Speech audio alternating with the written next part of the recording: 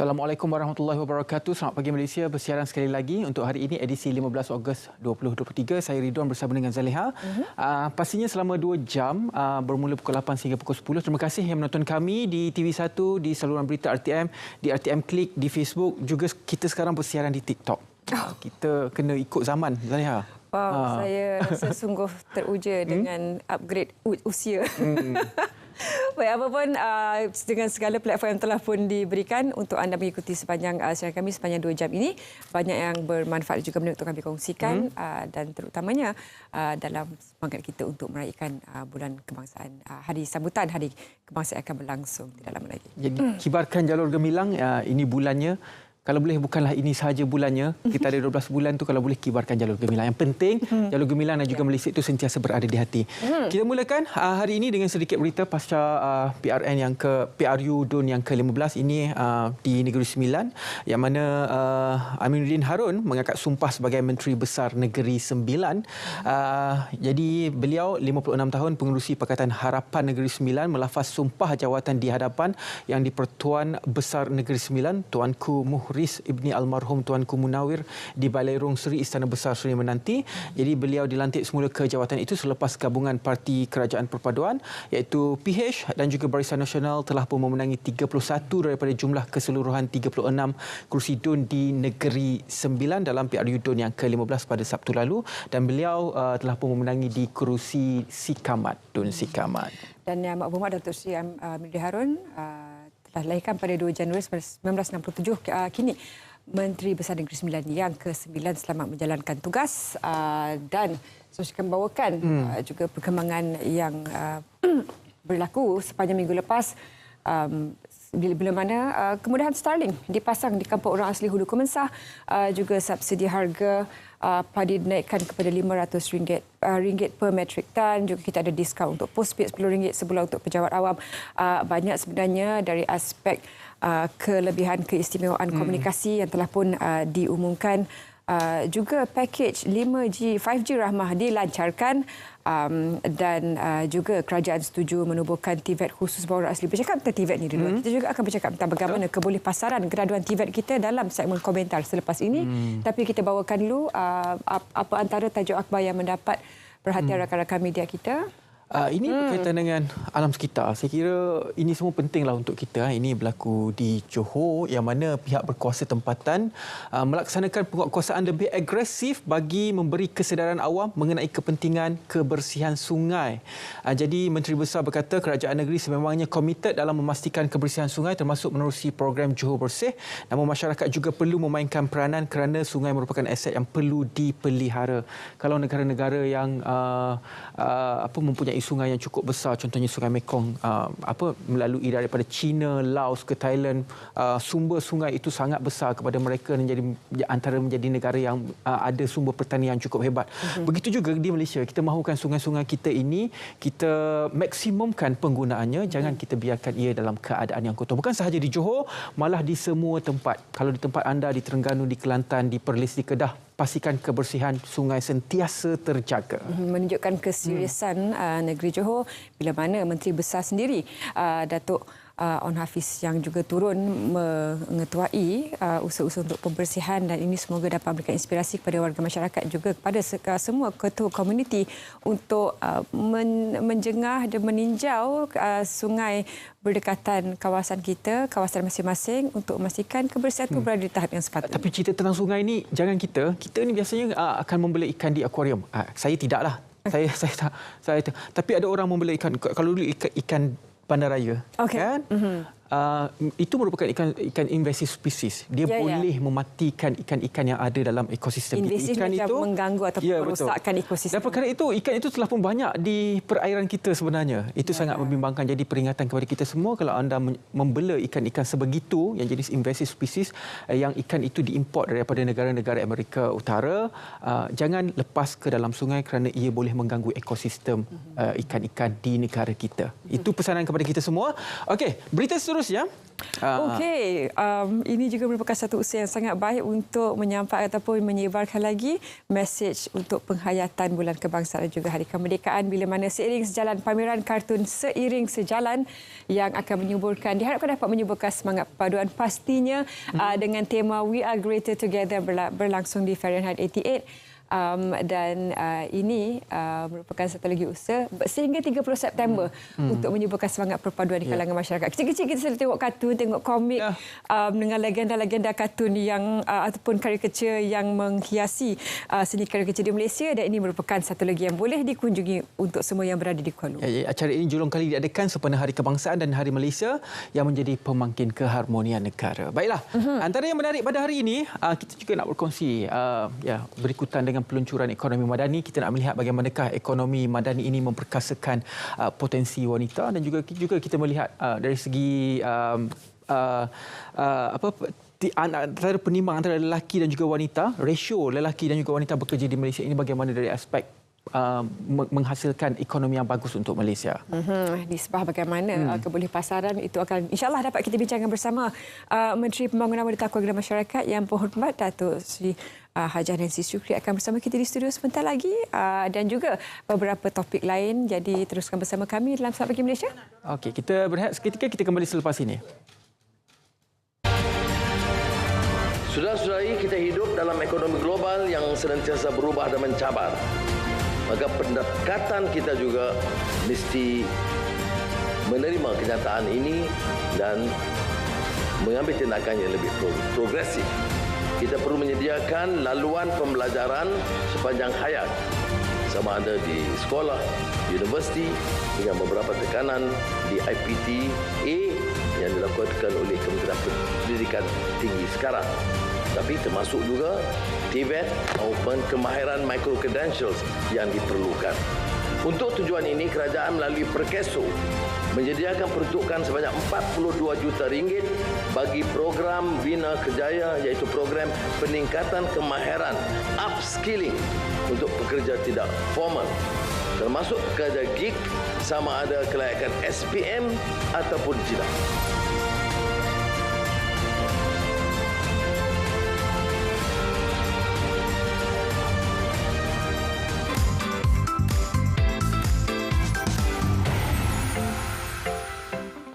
Jadi seperti biasa kita nak berkongsi siaran ini bersama rakan kami di negeri-negeri. Kali ini kita nak ke Perlis. Iqbal dan juga Sazali telah pun bersedia. Banyak sebenarnya tarikan pelancongan di negeri Perlis. Kerana Iqbal dan Sazali ada cerita istimewanya, silakan. 31 bulan 8 57 hari yang mulia, hari bahagia, sambut dengan jiwa yang merdeka. Mari kita seluruh warga negara. Yo, 102.9 MHz saya semua. Assalamualaikum, selamat pagi dan salam Malaysia Madani untuk anda semua yang terus bersama dengan kami di Perlis FM pada ketika ini. Kita berdua kembali pagi ni macam biasalah. Sejak dari pukul 6 pagi tadi ni. Betul. Dan tugasan kita hari ni, kita akan bersama dengan rakan-rakan di Selamat Pagi Malaysia. Dan macam biasa juga lah, kita nak sema-sema sikit pasal apa yang berlaku dah ada di negeri Perlis ni. Selalu kita bagi tahu pasal tu kan. Selalu banyak kali dah. Dan yang teristimewanya waktu ini kan, di mana Perlis ni kita tahulah selama ni banjaran yang merentangi negeri Perlis. Betul. Banjaran Penangkawan ni kan. Dan di antaranya ada banyak wang-wang di situ. Sungguh Dan yang kita nak sebut hari ni cerita tentang wang gunung. Wang gunung ni kita kata sekarang ni antara yang menjadi fenomena lah di Perlis. Sebab apa? Sampai ada yang buat sukan kat situ dah. Betul. Kita buat aktiviti larian di situ. Ni kita kata sebenarnya dengan Tahun Melawat Perlis 2023-2024 ada pelbagai inisiatif yang telah dilakukan oleh kerajaan bagi menyemarakkan antaranya macam sukan eko pelancongan ni. Antaranya menjadi contoh wang gunung trail run ni lah. Di mana ianya telah pun berlangsung pada 12 Ogos. Baru je habis. Ramai dari peserta-peserta dari luar negara. Betul. Yang menyertai pertandingan larian tersebut. Dia orang kena lari trail naik gunung lah kan. Ya. Maksudnya dia ada beberapa kategori. Macam paling jauh sekali 45 km. Betul. Lepas tu ada 15 km. Dan untuk kanak-kanak pun ada juga 1.5 km. Untuk Dan ramai fun-fun juga yang juga. masuk. Macam fun run macam tu lah. Yalah. Kan? Dan apa yang menarik sebenarnya, ada juga aktiviti konsep vlogging yang telah pun dilakukan dekat situ. Maksudnya sambil-sambil kita berlari, sambil-sambil itu juga kita boleh boleh macam kutip-kutip sampah yang dekat situ.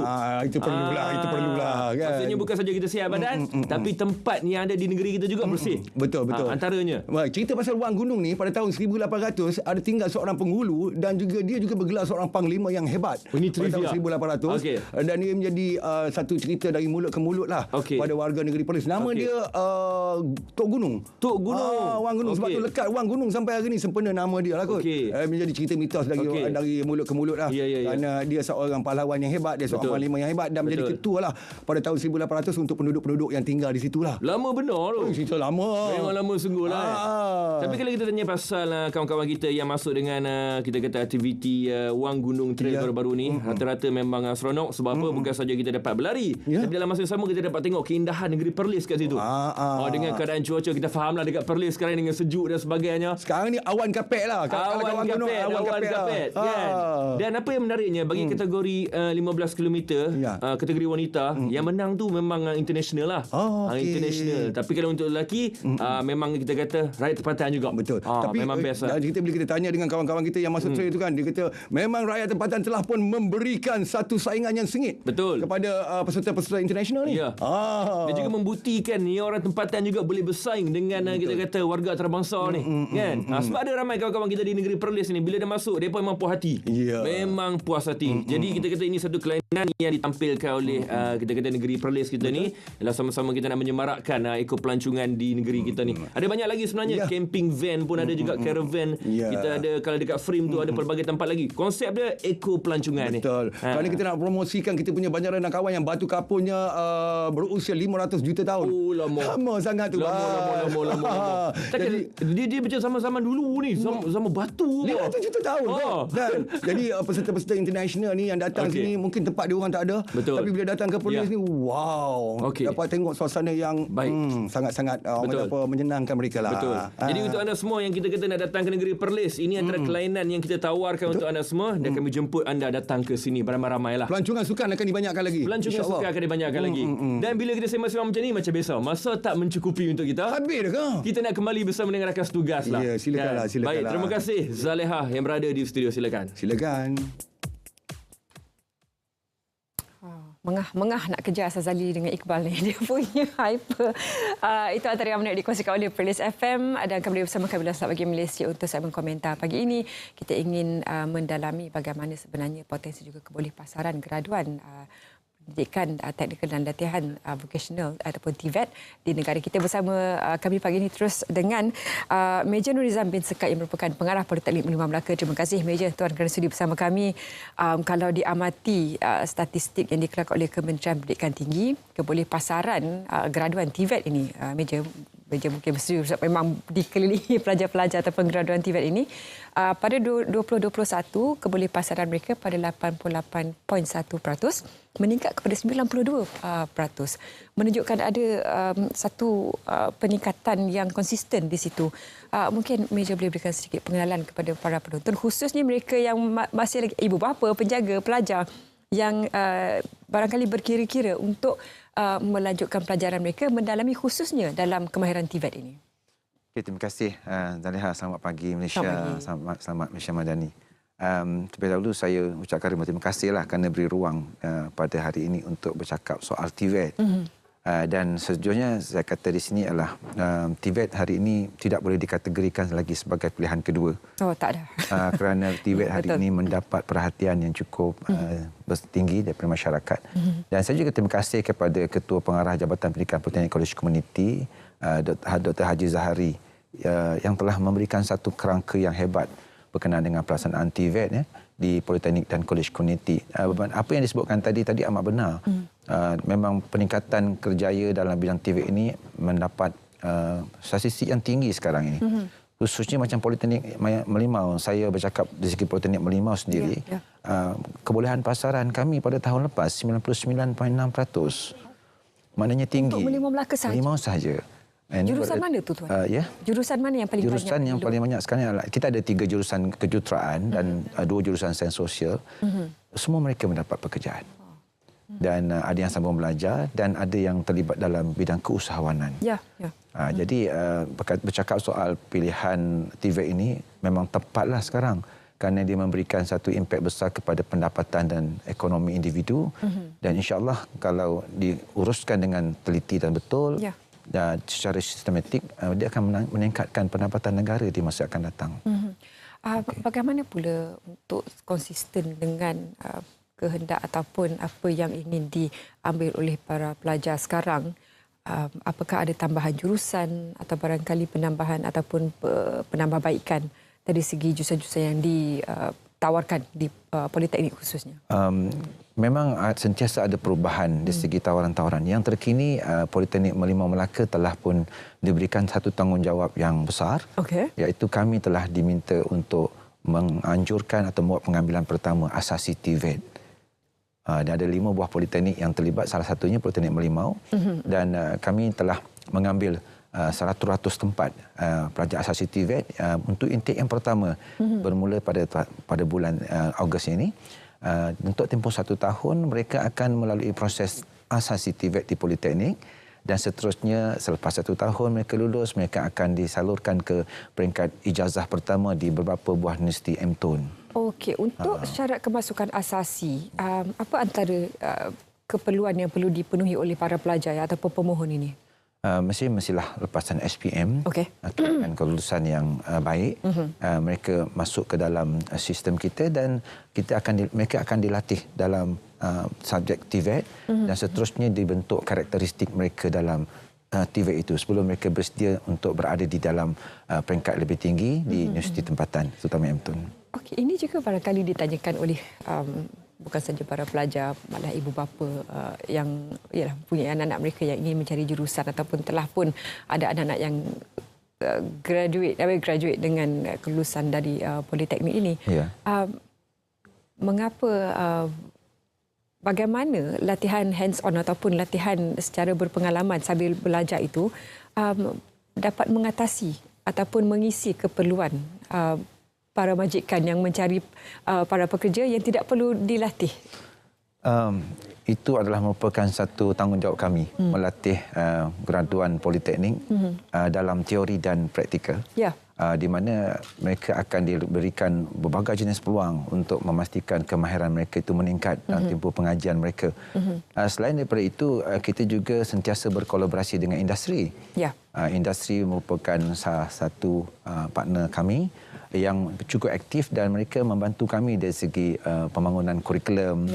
Dan seterusnya, apa yang berlaku hari ini adalah hubungan kolaborasi dan rakan kolaborasi dengan industri itu amat-amat membantulah Politeknik khususnya untuk memasarkan graduan kami ke peringkat pasaran kerja. Dan untuk makluman, kami adalah sebahagian besar daripada graduan kami adalah berada dalam pasaran TVET negara sekarang. Wow. Bagaimana sebenarnya situasi pembelajaran ataupun ekosistem pembelajaran di Politeknik? Khususnya di Melaka lah. Khususnya di Politeknik Merlimau lah ya. Betul. Ekosistem pembelajaran kami amat dinamik sebenarnya. Mementingkan ilmu pengetahuan dalam bidang TVET itu sendiri. Di samping itu kami mempertingkatkan kemahiran dalam bidang teknikal itu di makmal dan bengkel yang kami sedia ada. Dan juga untuk Politeknik Merlimau, uniknya kami mempertingkatkan usaha kami untuk melahirkan graduan usahawan TVET. Itu yang kami buat.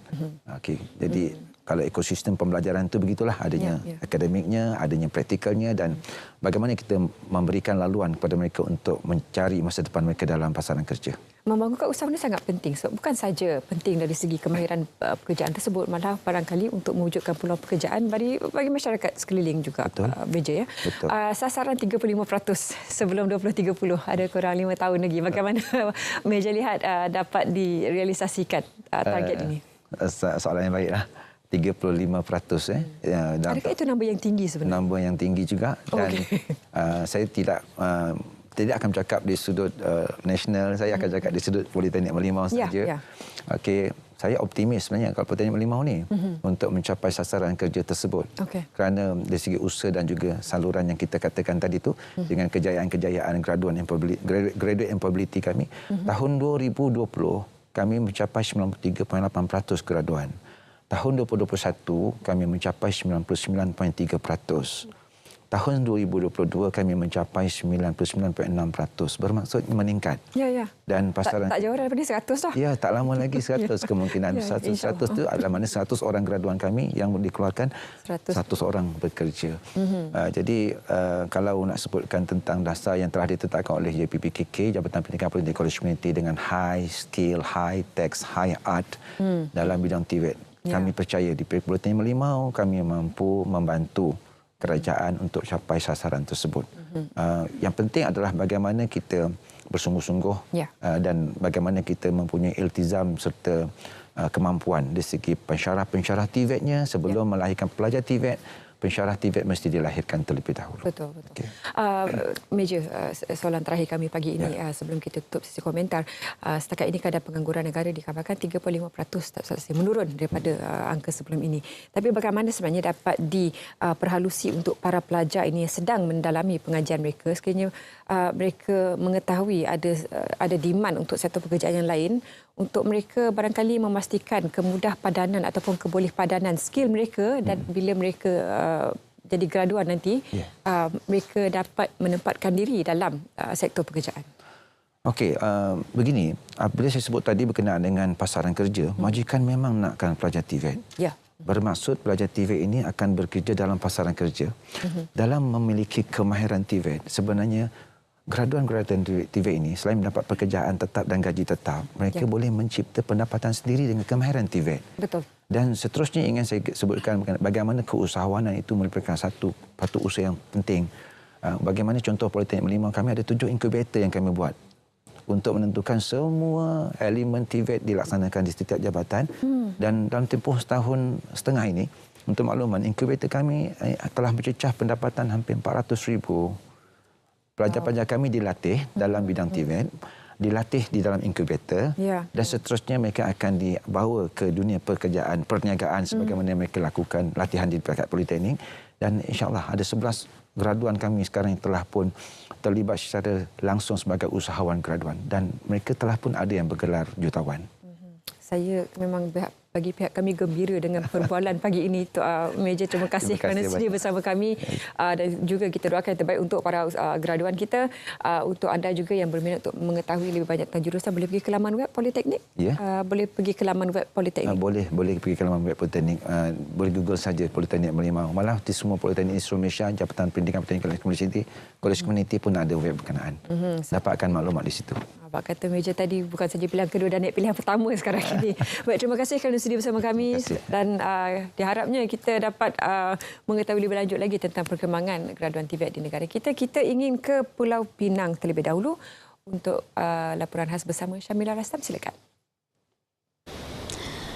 Baiklah, terima kasih. Baru-baru ini Perdana Menteri Datuk Seri Anwar Ibrahim merasmikan Persidangan Kebangsaan Ekonomi Malaysia PERCAM ke-16 2023 di Seberang Perai.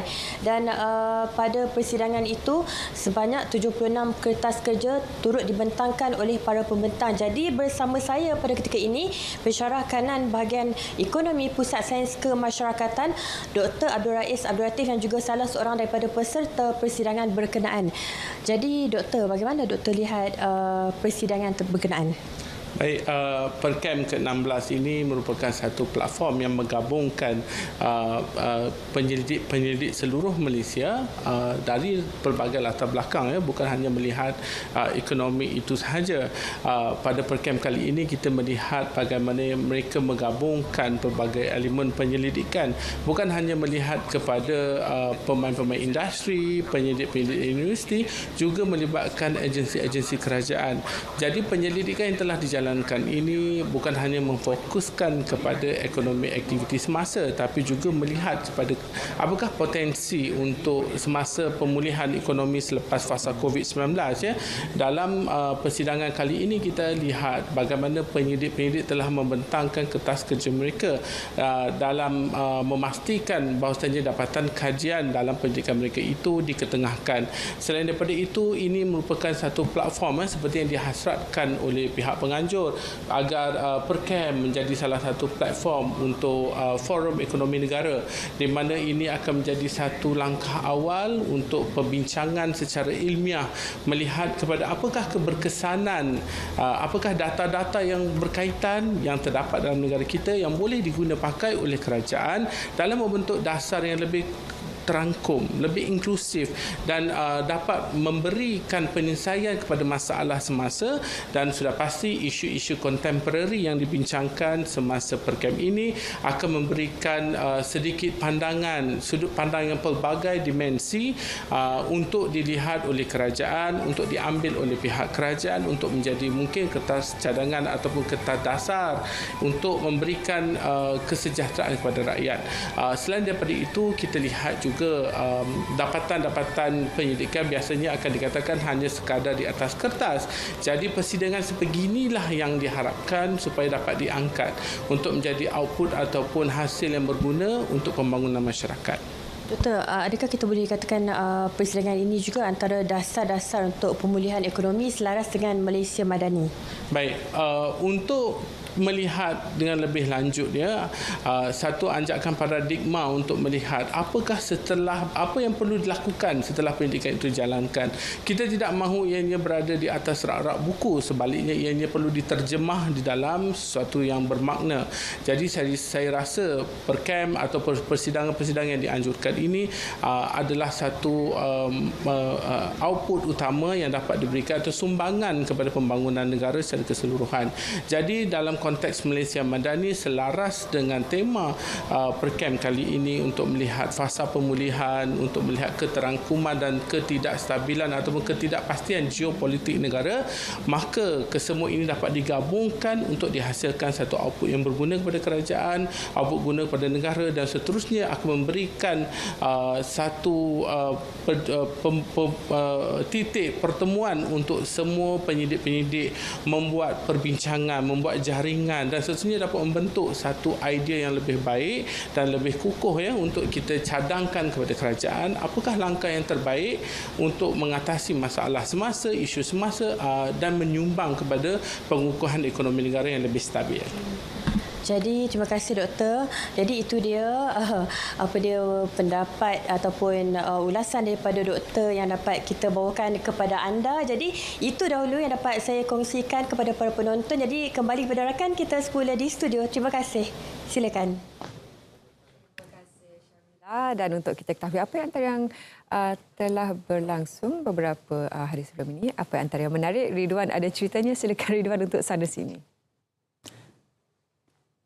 Terima kasih banyak-banyak Zaleha. Jadi ada 4 berita akan saya kongsikan kepada anda dalam SPM saat ini.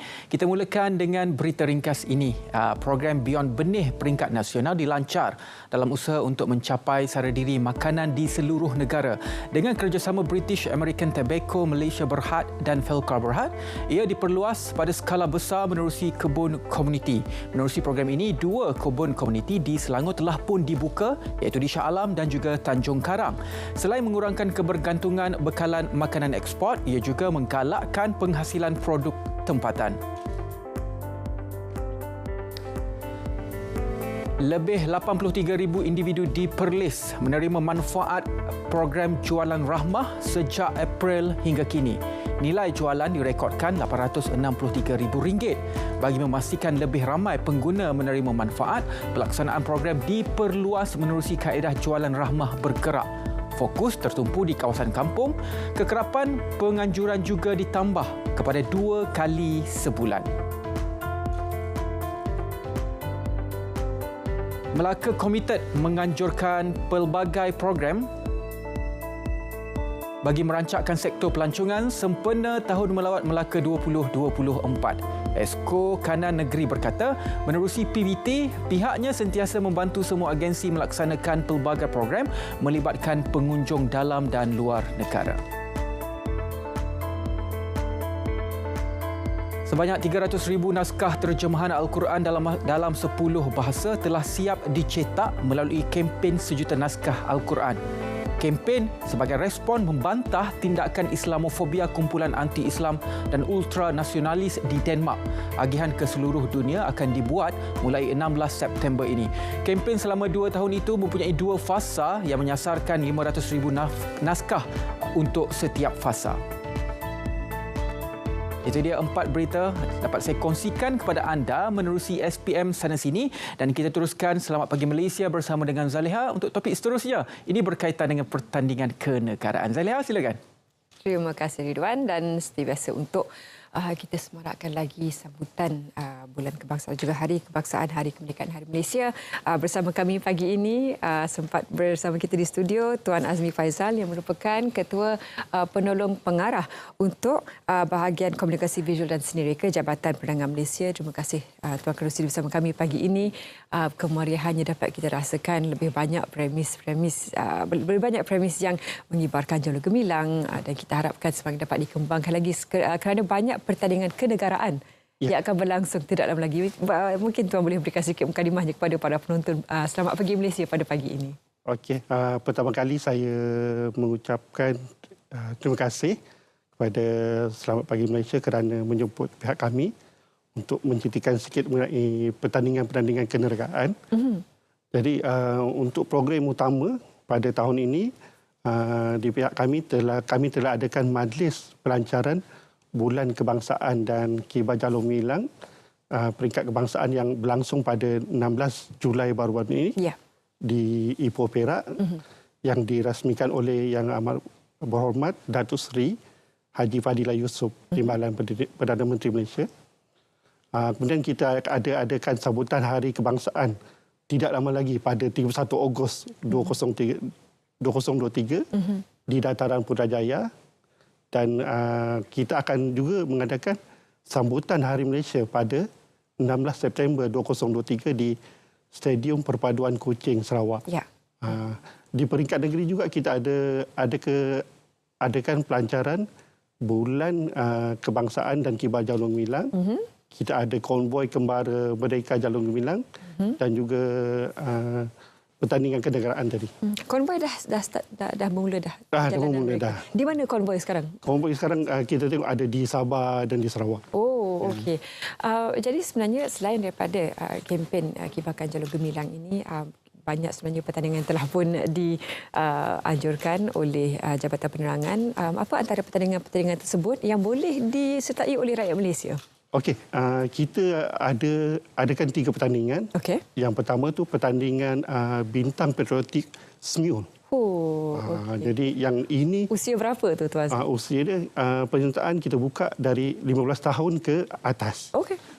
Okay. Tak ada had umur? Tak ada had umur. Jadi, para peserta boleh menyertai pertandingan ini dengan menunjukkan menggunakan aplikasi Semiul. Okay. Tapi lagu-lagunya untuk lagu-lagu yang berunsur kemerdekaan, patriotisme. Betul. Di samping itu pertandingan yang kedua tu kita adakan pertandingan mewarna dan melukis doodle at Merdeka. Okey, yang itu mekanismenya bagaimana? Yang itu untuk yang pertandingan mewarna, peserta berumur dari 5 tahun hingga ke 15 tahun. Mereka kena memuat turun mewarna tu daripada laman web Merdeka 360. Okey. Muat turun pertandingan mewarna itu dan kemudiannya menggunakan media seperti pensel. Okey. Okay. Untuk pertandingan melukis My Doodle, yang tu kita terbuka kepada peserta dari 15 tahun ke atas. Mereka kena menggunakan tema Malaysia Madani, tekad perpaduan hadapi tekad perpaduan, yang tema mereka tu untuk diletakkan pada My Doodle mereka. Ada saiz sebarang saiz A4, A5 tak ada ataupun terbuka kepada mereka? Bagaimana untuk yang melukis My Doodle saiz A3. Okey, baik. Ini yang disaksikan di skrin sekarang, adakah ini karya-karya sebelum ini ataupun bagaimana? Okey, yang ni pertandingan yang kita buat pada yang ni di pertandingan bintang politik yang kita adakan di masa pelancaran Bulan Kebangsaan di Ipoh Perak. Okay. Dan bagaimana sebenarnya mereka boleh mendapatkan maklumat yang lebih lanjut? Satu ialah dengan membuat ataupun download gambar rajah tersebut di Merdeka 360 ataupun Merdeka 360. Untuk pertandingan My Doodle juga mereka terbuka secara pertandingan dibuat secara terbuka lah. Betul. Dan apa lagi pertandingan-pertandingan lain yang boleh disertai oleh orang ramai? Kita ada satu lagi pertandingan iaitu pertandingan fotografi Klik Merdeka. Okey, ini banyak sebenarnya yang pasti mendapat sambutan, sama ada SLR, tak ada SLR kalau pakai telefon canggih pun boleh menjadi. Jadi apa antara syarat-syarat untuk menyertai program pertandingan fotografi ini? Syaratnya peserta berumur 15 tahun ke atas. Okey. Jadi peserta kita kena tunjukkan kreativiti dengan mengambil gambar yang berunsurkan patriotisme. Okey. Jadi di Malaysia ni senang nak cari sebenarnya kemajmukan ataupun keindahan berbilang budaya itu. Berapa gambar yang mereka boleh hantar ataupun terpulang per entry tak boleh hantar sebanyak mana sekalipun? Setiap peserta ada satu penyertaan. Satu penyertaan saja. Okey. Dan bilakah tarikh tutup penghantaran penyertaan ini? Untuk pertandingan fotografi tadi, tarikh tutup dia pada 16 September 2023. Oh, okey. Dan bagaimana penyertaan dari Bintang Patriotik tempoh hari? Bagaimana Tuan Faizal lihat, Tuan Azmi lihat potensi yang dapat diketengahkan oleh para peserta baru-baru ini? Tahun lepas kita memang dapat sambutan menggalakkan untuk pertandingan yang Bintang Patriotik Semul, untuk yang mewarna dengan My Doodle. Penyertaan cukup menggalakkan. Okey, jadi bagaimana agaknya untuk memastikan adakah dibuka lebih lagi kategorinya ataupun memang masih ada had seperti tahun lepas? Had dengan kategori masih sama. Jadi kita kekalkan syarat-syarat pertandingan yang tahun lepas. Dan untuk pertandingan mewarna ini, apa barangkali yang Tuan Azmi boleh sebut, boleh nyatakan kepada para peserta, apa yang boleh membuatkan karya mereka itu lebih tampil menyelah berbanding pesaing-pesaing yang lain? Mereka kena tampilkan elemen utama seperti patriotisme, itu yang penting, dan yang kelainan. Dan satu lagi, tampilkan yang sesuatu yang asli, yang unik. Itu yang elemen utama lah yang kita akan tengok masa penjurian nanti.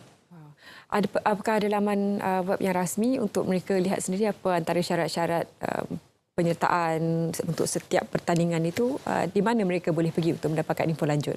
Okey, untuk dapatkan maklumat lanjut, para peserta boleh dapatkan maklumat di laman web Merdeka 360.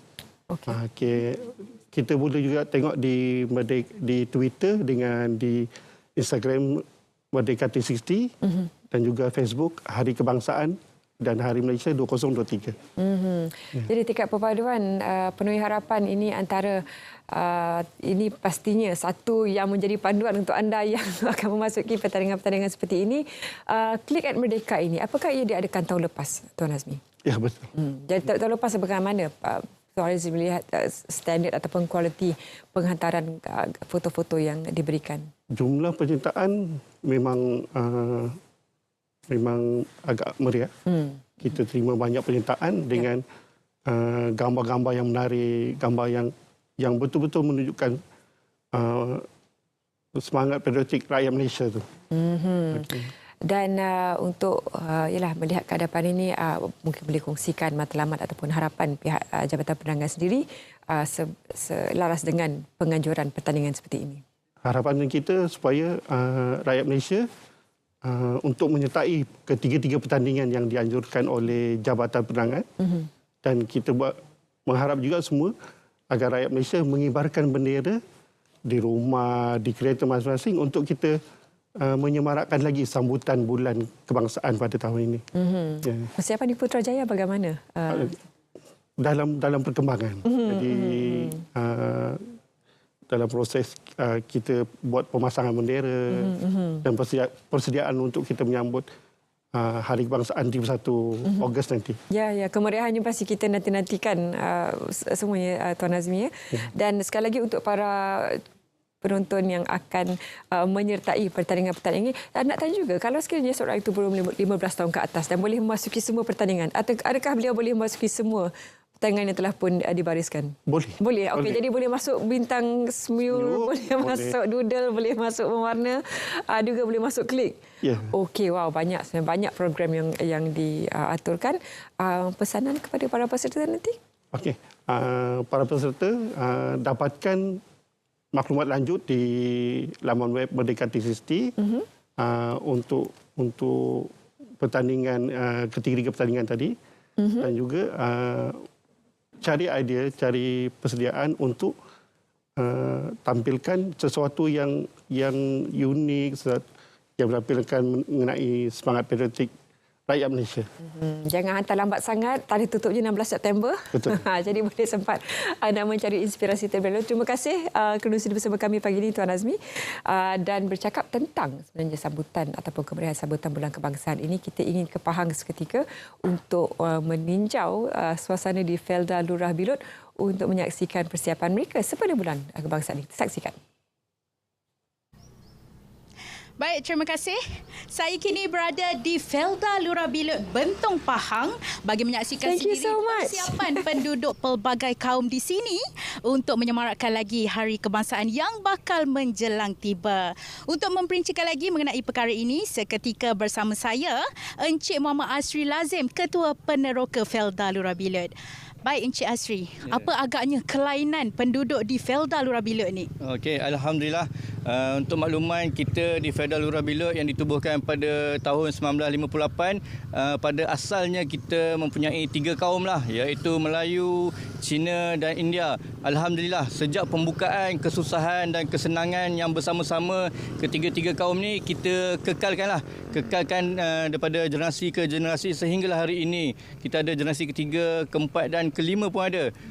Itulah uniknya Felda Lurah Bilut, di mana ketiga-tiga kaum ni kita tidak pisahkanlah. Jadi segala aktiviti ke, segala permasalahan ke, perbincangan, kita kekal bersama dengan 3 kaum ini. Okey, jadi apa agaknya kelainan persiapan pada hari ini? Apa istimewanya? Okey, untuk persiapan Hari Kebangsaan pada tahun ini, kita mengadakan gotong royong besar-besaran lah.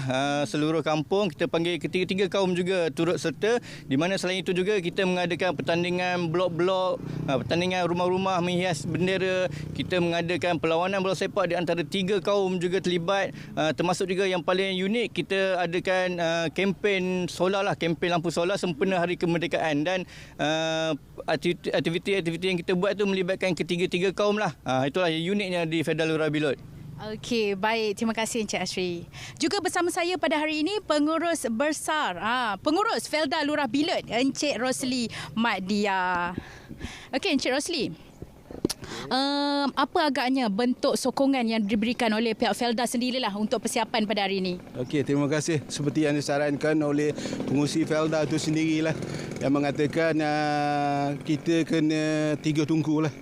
3 tungku itu bermaksudnya peneroka itu sendiri, petugas rancangan dan juga kerajaan Malaysia itu sendiri, supaya kita dapat perpaduan yang lebih ukuah di masa-masa akan datang dan menjalinkan semangat Malaysia itu sendiri.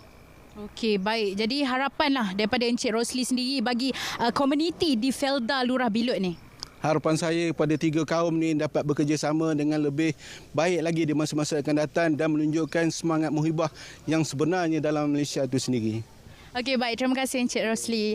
Jadi nampaknya sampai di sini sahaja cerita pagi dari negeri Pahang. Kembali ke Angkasa Puri. Silakan. Terima kasih banyak-banyak Emina. Itu dia cerita pagi dari negeri Pahang berkaitan dengan kemeriahan penduduk di Felda Lurah Bilut dalam menyambut Hari Kebangsaan tak lama lagi, 31 Ogos. Jadi antara tempat yang melahirkan pemimpin yang hebat dan juga pejuang-pejuang ini adalah Maktab Tentera Diraja. Jadi hari ini untuk kita bercakap mengenai Maktab Tentera Diraja, tempat lahirnya pemimpin di Segani, saya sangat berbesar hati bersama dengan Brigadier General Datuk Muhammad Syaifuddin Muhammad Sharif, TUDM, Komandan Maktab Tentera Diraja. Hari ini untuk kita bercakap dan juga untuk kita memperincikan apakah keistimewaan Maktab Tentera Diraja ini ataupun MTD yang dulunya dikenali sebagai Depo Latihan Regimen Melayu pada tahun 1952. Selepas itu barulah ditukar ke nama Maktab Tentera Diraja. Datuk, betul lah saya sejarah itu ya, Datuk. Mungkin Datuk boleh perincikan lagi tentang sejarah MTD ini. Baik, terima kasih ya. Sebenarnya sejarah Maktab Tentera Diraja ini bermula di Port Dickson pada tahun 1952, di mana ketika itu ianya dikenali sebagai Maktab Tentera Persekutuan ataupun Federation Military College. Sehingga pada tahun 1961 ianya telah berpindah daripada Port Dickson ke Kem Perdana Sungai Besi. Masih lagi mengekalkan nama FMC sehinggalah pada tahun 1966 ke bawah Duli Yang Maha Mulia Seri Paduka Baginda Yang di-Pertuan Agong menganugerahkan gelaran Diraja, dan pada ketika itu telah bertukar nama daripada Maktab Tentera Persekutuan kepada Maktab Tentera Diraja sehingga kini. Pengambilannya sehingga kini kita hanya mengambil seramai 250 pelajar tingkatan 4 dan 250 pelajar tingkatan 5, menjadikan jumlah yang dibenarkan adalah seramai 500 orang saja. Jadi kita semua difahamkan bahawa MTD ini satu-satunya sekolah di bawah Kementerian Pertahanan Malaysia ataupun Kementah. Jadi apakah objektif dan juga peranan yang dilakukan oleh MTD dalam membentuk 500 putera ini, dinamakan sebagai putera ini? Baik, satu-satunya institusi yang di bawah Kementerian Pertahanan Malaysia, ianya merupakan satu institusi yang begitu unik kerana ia menggabungkan modul akademik dan juga modul ketenteraan. Jadinya apa yang dilatih, diajar di Maktab Tentera Diraja ini sebenarnya adalah cabaran yang ada dihadapi sekarang yang akan dizahirkan kepada pelajar-pelajar yang lebih dikenali sebagai putera di Maktab Tentera Diraja ini, menjadikan mereka sebagai seorang pemimpin pada masa hadapan.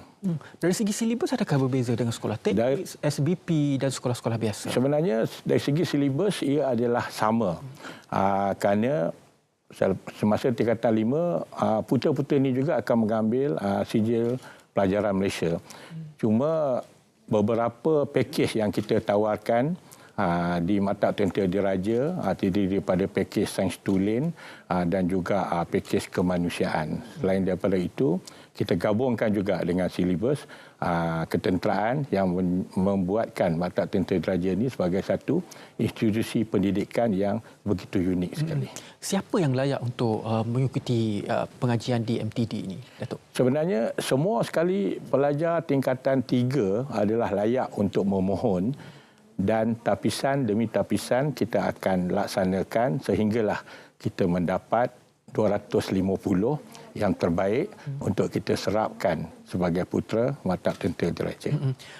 Selepas 2 tahun pengajian, apakah kelebihan yang Datuk dapat lihat di bawah MTD ini? Mereka dibentuk bagaimana? Selepas umur 17 itu bagaimana sifat mereka? Baik, selepas peperiksaan SPM, sebenarnya apa yang telah kita sediakan kepada mereka bersesuaian dengan misi Maktab Tentera Diraja itu sendiri, iaitu menyediakan sistem pendidikan berkualiti dan berprestasi tinggi secara menyeluruh untuk melahirkan pemimpin berwibawa, berketerampilan dan bersyasiah mulia dalam sektor perkhidmatan awam, korporat dan Angkatan Tentera Malaysia. Jadi ini akan menjadikan mereka ini betul-betul bersedia untuk menceburi ketiga-tiga sektor yang kita nyatakan dalam misi Maktab Tentera Diraja. Adakah mereka semua ini akan terikat dengan perkhidmatan kepada kerajaan selepas itu? Mereka tidak terikat. Bermaksud mereka ini bebas melaksanakan apa juga yang diinginkan selepas peperiksaan SPM, tetapi disebabkan oleh nilai-nilai yang telah kita terapkan kepada mereka, kebanyakan mereka ingin meneruskan karier kejayaan mereka di dalam Angkatan Tentera Malaysia itu sendiri. Adakah mereka akan diserap ke Universiti Pertahanan Nasional Malaysia? Mereka mempunyai peluang yang begitu cerah sekali, bergantung kepada keputusan peperiksaan SPM mereka untuk diserapkan terus ke Universiti Pertahanan Nasional Malaysia. Peluang kejayaan kepada mereka ini bagaimana? Peluang kerjaya pada mereka selepas mereka memasuki Universiti Pertahanan Malaysia, Nasional Malaysia itu sebenarnya mereka akan terus ditolehkan di dalam Angkatan Tentera Malaysia, dan ada juga di antara mereka yang mempunyai nilai yang lebih tinggi tarafnya, kita hantar mengikuti latihan pegawai kadet di Amerika dan juga di Germany. Bagaimana proses pemilihan untuk sampai ke tahap ke Amerika Syarikat dan juga Germany? Proses pemilihannya yang pertamanya adalah kita mendapat tawaran daripada Amerika dan juga Germany untuk kita membuat pemilihan. Jadinya yang menjadi keutamaan pada mereka adalah dari segi pemikiran, keazaman dan juga dari segi kesihatan. Jadi itu yang diutamakan untuk pemilihan. Jadi mereka dipilih dan mereka akan terus berada di sana selama 4 ke 5 tahun dan kembali dan terus berkhidmat dalam Angkatan Tentera Malaysia. Dari segi ikatan alumni pula bagaimana, Datuk? Di segi alumni, ia hanyalah begitu kuat sekali di mana kita mempunyai Old Putra Association yang sentiasa melihat kebajikan dan juga apa-apa juga keperluan yang diperlukan oleh Maktab Tentera Diraja. Jadi saya rasa begitu bangga sekali kerana saya juga salah seorang daripada alumni. Jadi apa yang dilaksanakan selama ini betul-betul membantu dan membuatkan jenama Maktab Tentera Diraja ini sentiasa berada di tahap yang paling tinggi. Proses permohonan dan juga pemilihan bagaimana dilaksanakan? Proses permohonan untuk ke Maktab Tentera Diraja sebenarnya ianya mengikuti peperiksaan PKSK yang dianjurkan oleh Kementerian Pendidikan, iaitu semua pelajar-pelajar yang ingin masuk ke Maktab Tentera Diraja hendaklah memohon di dalam permohonan online PKSK yang sebenarnya telah pun dibuka mulai 1 Ogos sehingga 17 September tahun ini. Maksudnya permohonan masih lagi dibuka? Masih lagi dibuka sehingga 17 September tahun ini, dan selepas itu ianya akan ditutup. Dan yang paling penting sekali untuk calon-calon yang hendak masuk ke Maktab Tentera Diraja adalah meletakkan Maktab Tentera Diraja sebagai pilihan pertama untuk masuk. Jikalau tidak, ianya tidak akan dipertimbangkan. Antara perkara-perkara yang akan dinilai ketika proses pemilihan bagaimana? Apakah? Proses penilaian ini dia mengambil masa yang agak lama. Ianya berbeza dari penilaian untuk masuk ke sekolah-sekolah asrama yang lain, di mana kita akan memanggil selepas ujian PKSK yang saya nyatakan itu, kita akan mengambil 500 yang berada di atas untuk kita bawa dan kita meneruskan lagi temuduga kita, di mana dalam temuduga ini akan merangkumi sekali lagi ujian akademik dan psikometrik akan dilaksanakan. Selepas pada itu ujian kesihatan yang paling penting sekali ini akan juga dilaksanakan, begitu juga dengan ujian fizikal. Jadi semua ini kita akan rangkumkan sehingga kita memilih hanya 250 yang terakhir untuk kita serapkan ke Maktab Tentera Diraja untuk pengambilan tahun 2024. Kebiasaannya dalam 500 pelajar yang diambil itu yang akan menghabiskannya, ada tak yang boleh berhenti separuh jalan atas pilihan mereka ataupun diberhentikan atas disebabkan oleh masalah-masalah lain? Bagaimana dalam proses mereka belajar itu, Datuk? Dalam proses belajar ni perkara ini agak begitu dinamik. Jadi kita melihat prestasi mereka sebenarnya disebabkan oleh tidak terikat dengan apa bentuk perjanjian. Sebenarnya boleh dilaksanakan, tetapi kita cuba mengawal keadaan ini supaya kalau boleh 250 itu akan sampai ke penghujung dia. Dan masih terbuka lagi sekarang untuk batch seterusnya, Datuk? Untuk batch yang baru ini pada tahun 2024 untuk pelajar tingkatan 3 sedang dibuka sekarang ini. Bagaimana untuk mereka mengakses, di mana mereka boleh dapatkan maklumat dan juga borang-borang tersebut? Baik, mereka sebenarnya boleh memohon mengikut keperluan yang telah dinyatakan oleh Kementerian Pendidikan, seperti yang saya nyatakan tadi, meletakkan Maktab Tentera Diraja sebagai pilihan pertama. Dan untuk pengetahuan yang lebih mendalam, Maktab Tentera Diraja juga mempunyai sesawang di mana boleh dilayari melalui Facebook, TikTok dan juga web page dia. Jadi dekat situ semua dinyatakan dan juga untuk mendapat pengalaman tentang apa yang dilaksanakan di Maktab Tentera Diraja. sekarang senanglah, semua dah isi online. Kalau betul. Zaman saya masih lagi manual. Manual, betul. Zaman Datuk jangan cerita kan. Masih lagi manual kan Datuk. Ya, betul. Jadi di Maktab Tentera Diraja ini, Datuk kalau boleh mungkin boleh kongsikan sedikit apakah pencapaian yang terbaru dan juga yang mungkin lama yang Datuk nak kongsikan kepada penonton Selamat Pagi Malaysia. Dari segi akademik juga terdapat peningkatan yang begitu ketara untuk 5 tahun kebelakangan ini, dan dia pernah menempatkan dirinya dalam 20 terbaik keputusan SPM bagi sekolah-sekolah berasrama penuh. Itunya dari segi akademik. Begitu juga dari segi core curriculum. Core curriculumnya sebagai Maktab Tentera Diraja, perkara utama selalunya yang diperdengarkan adalah dari segi sukannya, sukan rugbynya, sukan tinjunya, dan baru-baru ini alhamdulillah Maktab Tentera Diraja juga telah memenangi Johan rugby peringkat wilayah Persekutuan. Jadi ini adalah pembakar semangat kepada putera-putera dan juga kepada pelajar-pelajar yang lain untuk memohon masuk kepada Maktab Tentera Diraja. Tahniah.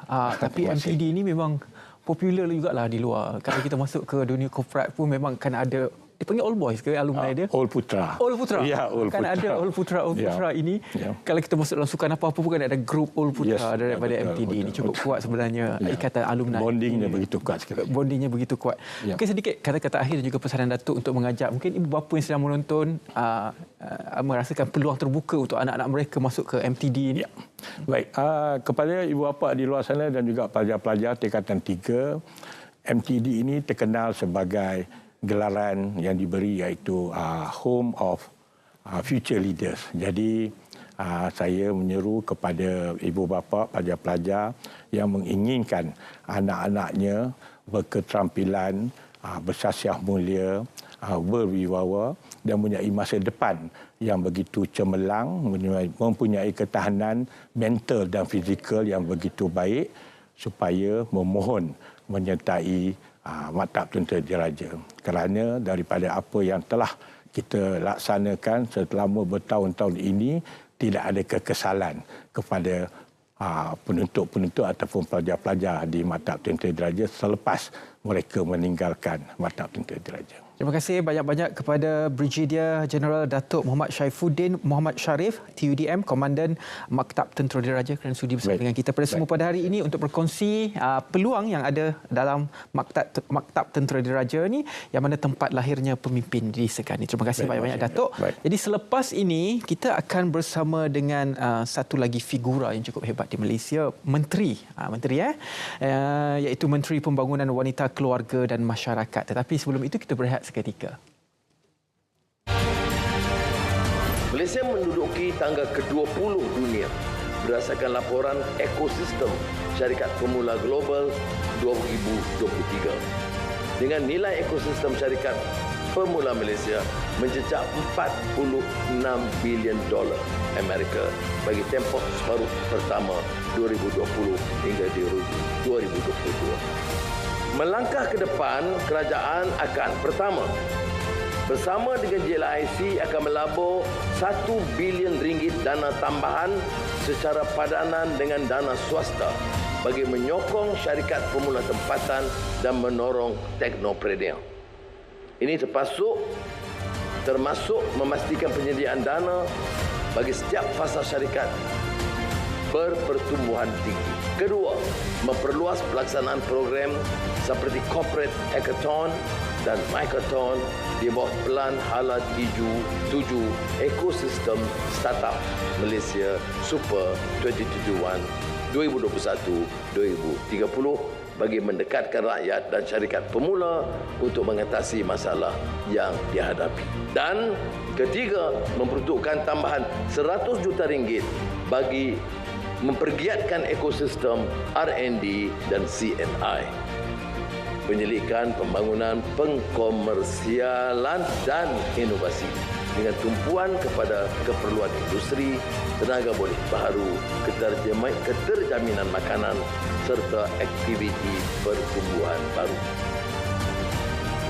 Ini juga sebahagian daripada usaha untuk mencapai Gross Domestic Expenditure on R&D sertifikat sebanyak 3.5% kepada KDNK menjelang tahun 2030 dan meningkatkan kedudukan kepada 20 teratas dalam Global Innovation Index menjelang 2025. Urusan seharian harus dipermudahkan, sama ada bayar bil, bayar cukai atau memperbarui pasport dan lesen. Untuk memperkasa usaha ini, kerajaan akan menubuh GovTech Malaysia dengan meningkatkan keupayaan kerajaan untuk menerajui usaha meningkat kualiti data awam, inovasi awam dan perkhidmatan awam.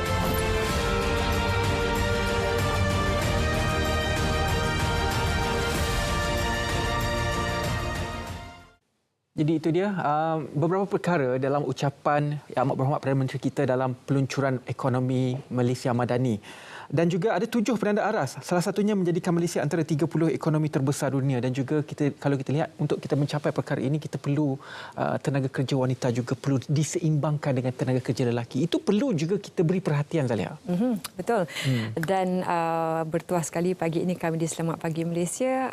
Ingin kami perkenalkan tamu khas kami pada pagi ini. Selamat datang Yang Berhormat Datuk Seri Haji Hanifa Shukri, Menteri Pembangunan Wanita Keluarga dan Masyarakat, YB. Setelah diluncurkan ekonomi Malaysia Madani ini, pastinya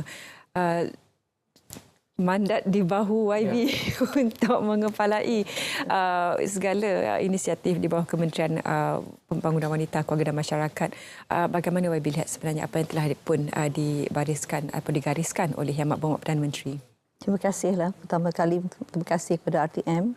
Selamat Pagi Malaysia membawa saya bersama pada pagi ini dan sudah tentu kami berterima kasih juga dengan kerajaan setelah kami juga berjuang dalam kementerian kita untuk pastikan kita dapat menjadi di antara agensi yang boleh membantu kerajaan, terutama sekali rakyat kita. Dan ini adalah salah satu daripada penanda aras tadi, iaitu untuk meningkatkan kadar tenaga buruh wanita kepada 60%. Sebelum ini kita belum lagi mencapai ini dalam masa tempoh sebelum 10 tahun lah kalau dikiranya kita nak mencapai ini. Jadi kita mengharapkan kerajaan dapat membantu kita.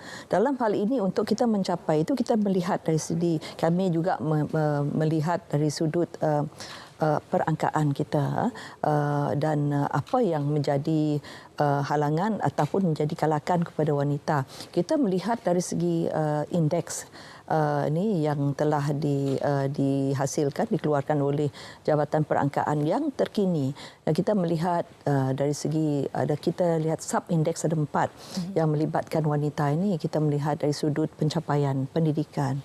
Kita melihat dari sudut penyertaan dalam ekonomi. Kita juga melihat dari sudut kesihatan dan juga dia punya lifespan lah, dan juga dari sudut penguasaan politik. Dan kalau kita lihat semua ini semuanya lebih kurang seimbang lelaki dan wanita. Kenapa wanita hanya mencapai 56.2 saja penyertaan dari segi ekonomi ini, dan lelaki 82.9%. Sudah tentu ada yang menjadi halangan ataupun menjadi faktor yang tidak membantu sangat. Jadi sebab itu kami menumpukan kepada penyertaan wanita dalam untuk meningkatkan tenaga buruh wanita ini. Dan kita melihat keseluruhannya bagaimana kami dapat membantu dan menyarankan kepada kerajaan bagaimana kita nak meningkatkan lagi penyertaan wanita dalam tenaga buruh ini. Memang penting sekali. Kita punya wanita ini ramai. Kalau dilihat dari segi pendidikan, mereka lah yang mendominasikannya. Mendominasikan kalau enrollment, kalau kat universiti ke, sekolah rendah dia ramai, sekolah menengah dia ramai. Bukan saja ramai, prestasi dia yang terbaik. Tetapi apabila lepas itu untuk bekerja, tak dapat keseluruhannya dapat bekerja. Kerana apa? Mereka kena mencari jalan untuk mereka menjaga anak-anak. Mereka memberi keutamaan kepada kekeluargaan. Saya ingat saya pernah muda juga. Masih muda lagi. Dulu kita kena fikir. Ini perancangan kita sebagai seorang wanita nak berkahwin, nak ada suami dan nak ada anak. Tapi siapa nak jaga anak? Bila YB sebut tu, kalau boleh saya tanyakan di sini.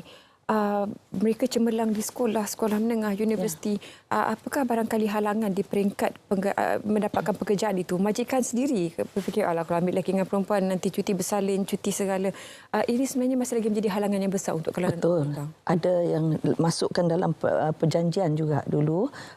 Pernah ada kes yang mana ini dari segi pendidikan lah. Ada guru yang ada guru yang tak dapat mengajar sebab dia pergi bersalin. Dia jadi ada guru sandaran. Guru sandaran sepatutnya tak bersalin, tak ada masalah, tak ada mengandung lah. Tetapi kebetulan dia mengandung. Apa boleh buat? Jadi itu menjadi halangan juga. Jadi mereka tak jadi ambil. Apabila macam tu, inilah menjadi satu kita punya perjuangan untuk wanita. Pastikan tidak ada abuse, orang katakan. Tidak ada diskriminasi. Jadi keseluruhan keadaan di tempat bekerja, peranan yang dimainkan oleh majikan juga perlu memberi galakan kepada wanita untuk bekerja. Perlu kita ingat, kalau dulu-dululah saya dengar there is always a soft spot for sesuatu organisasi itu memerlukan wanita. Wanita itu mesti ada. Jadi dia punya soft spot itu penting untuk memastikan organisasi itu berjalan dengan baik dan lancar. Kenapa? Kerana wanita kadang-kadang mereka ini di kalangan mereka yang setia kepada organisasi. Dia tak pergi lepas kerja, pergi cari kerja lain. Ada juga yang begitu, tidak semualah. Tetapi dari segi statistiknya, lebih ramai wanita, lebih setia, dan maka ini boleh memberi peluang kepada majikan untuk merancang lagi lebih lanjut. Dan ia akan membantu ekonomi mereka untuk lebih, orang kata lebih certain, lebih mudah untuk mereka menentukan berapa mereka rancang untuk ekonomi kalau di korporat kan.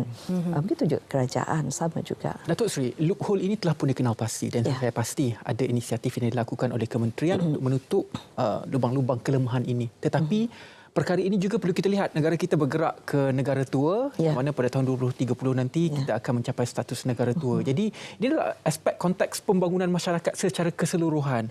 Bagaimana pihak kementerian melihat loophole dan juga kelemahan ini dapat ditutup dalam masa yang sama negara kita bergerak ke negara tua ini? Dia ada dua aspek lah. Satu dari sudut pemerkasaan wanita dari segi bekerja. Tapi pada masa yang sama juga kami juga memain peranan untuk memastikan wujudnya satu sistem yang ataupun penstrukturan di dalam organisasi, sama ada kerajaan ataupun dalam organisasi korporat juga sama. Jadi kami memang menjadi orang yang memerhati semua ini dan membantu dan menyarankan kepada kerajaan. Kita sarankan kepada kerajaan supaya seluruh ekosistem dibantu diwujudkan untuk wanita. Misalnya majikan, perlu adanya mereka memberi sokongan padu kepada pekerja-pekerja wanita ini. Sebab mereka juga memerlukan wanita untuk bekerja, tetapi mereka juga perlu untuk memberi, macam kerajaan memberi macam mereka memberi exemption ke RM3,000 untuk cukai kepada mereka yang perlu membayar untuk anak dia, yuran anak dia pergi taska ke apa. So ini salah satu daripada usaha kerajaan. Adapun memang sudah dilakukan, ada juga untuk swasta, dan mereka yang mempunyai gaji tidak melebihi RM7,000 pun kerajaan bagi subsidi. Dan kita perlu wujud juga taska yang boleh memberi subsidi ini. Dan selain daripada itu juga saya ni memikir perkara ini sebab saya ingat anak cucu pada masa depan. Maka bagi saya ini tanggungjawab kami sebagai Kementerian KPWKM untuk memastikan kita mempunyai sistem penjagaan anak ataupun penjagaan orang-orang tua kita, tempat yang mana dia punya penjaga itu adalah orang yang boleh boleh kita harap. Maka kita perlu mereka dilatihkan. Dan selain daripada itu, yang dari sudut ekonomi juga kita perlu memperkasakan wanita. Apa yang kita lakukan untuk memperkasakan wanita? Kita ada program-program untuk memperkasakan dari sudut ekonomi. Kita ada JKM mempunyai data bagaimana berapa ramai yang memerlukan bantuan kita. Tapi apa kita lakukan? Takkan kita nak biarkan dia menjadi orang penerima bantuan kebajikan saja. Jadi apa kita lakukan? Pastikan mereka ini dapat mencari menjana pendapatan sendiri. Jadi kita ada program di bawah Jabatan Pembinaan Wanita, kita ada Wijana lah. Wijana dia membantu untuk memberi mereka peluang untuk menjalankan perniagaan. Tetapi si penerima bantuan ini perlu juga mempunyai keinginan. Kita tak dapat paksa. Kalau tak kita rugi. Lepas itu kita perlu juga kita ada juga WeBridge. Kita juga ada program yang memberi peluang kepada wanita kita, macam program IRIS, macam-macam nama program, tetapi yang penting kita bagi diorang ilmu dari segi untuk menjaga emosi mereka, because kadang-kadang dia dalam keadaan dia tidak menentu, emosi pun tak tentu dan mereka tidak dapat berbuat apa-apa. So kita kena kembalikan keyakinan ini kepada mereka. Dan pada masa yang sama kita pula kena wujudkan suasana tempat bekerja yang selamat. Bila YB sebutkan tentang itu, sebab dalam usaha memperkasakan wanita juga masyarakat YB, bukan saja dollars and cent ataupun nilai wang ringgit semata-mata, persekitaran pekerjaan yang sihat dan selamat itu sangat penting. Apa lagi yang boleh diperbaiki ataupun ditambah baik oleh pihak kementerian untuk memastikan ekosistem pekerjaan itu selamat untuk wanita? Itulah kita perlu melihat dari sudut dasar wanita. Kita kena tambah baikkan dasar wanita dan juga undang-undang. Tengok apa saya pakai ni. Anti gangguan seksual. Ini adalah di antara akta yang terkini yang baru dapat kelulusan Parlimen tahun lepas, tahun 2022. Dan kita pada masa ini mengadakan advokasi. Kita pergi seluruh negara. Semalam baru berada di Melaka. Dan ia akan berterusan. Kita nak beri penjelasan, beri penerangan kepada masyarakat kita supaya mereka tahu bahawa mereka ada orang yang membantu mereka. Kita ada support system. Support system di mana kita beri penerangan dan ada kolaborasi dengan pihak polis, pihak guru-guru, ketua masyarakat pun kita beri penerangan ini. Pelajar-pelajar sekolah, NGO, kita beri penerangan supaya mereka tahu mana mereka pergi, ada sistem ini akan membantu mereka. Jadi kita tidak mahu kalau nak pergi, kalau wanita dah berkahwin misalnya, terutamanya bila pergi ke office dia susah hati, takut jumpa bos yang ada boleh mengambil peluang, mengambil peluang. Jadi dia rasa macam tak selamat pergi bekerja. Jadi ini juga yang kita tangani melalui ini. Kalau didengar baru-baru ini ada anti-stalking, undang-undang anti-stalking baru saja dikuatkuasakan. Di situ kita dapat melihat bagaimana kita memberi menambahkan lagi nilai untuk membantu wanita. Jadi baru kes pertama yang didakwa di mahkamah. Sebab ini juga menjadi kekhawatiran wanita kita. Betul. Jadi semua ini adalah kita akan berterusan untuk membantu melindung wanita, dan selain daripada itu juga kerajaan memang tahulah ini adalah diperlukan oleh wanita. Jadi kami sentiasa memantau dan mencari jalan untuk membantu dari sudut ekonomi dan juga dari sudut keselamatan wanita. Jadi Datuk Seri, kerajaan kita juga committed untuk kita melaksanakan Sustainable Development Goals di bawah PBB. Dan yang kelima, item yang kelima di bawah SDG ini adalah gender equality. Di tingkat kementerian, apakah yang dilakukan untuk kita mencapai komitmen kita, kerajaan kita terhadap SDG ini di bawah PBB? Kalau dulu ada diorang kata dasar tu untuk 30% wanita. Tapi sekarang ini dalam kerajaan sudah dicapai lebih 30%, 38.8%. Malah dalam GLIC juga sudah tercapai 30.8%. Dan kita tidak mengatakan dengan pencapaian ini kita puas hati, tidak. Sebab ramai lagi wanita perlu pergi keluar sana bekerja untuk mengurangkan penguncupan tenaga buruh wanita ini. Jadi ianya harusnya dinaikkan, dan kami lagi sekali kami memantau juga kenapa di situ hanya berapa orang saja wanita. Kami sentiasa orang kata ambil tahu sebab itu menjadi tanggungjawab kami. Sini YB kan banyak high flyer kalau boleh saya gunakan terma tersebut. Betul. Tapi bila sampai untuk memilih keluarga dan kerjaya, keluarga itu masih memang nombor satu memang itu nombor satu. Tapi kenapa tidak boleh diseimbangkan kedua-duanya? Betul.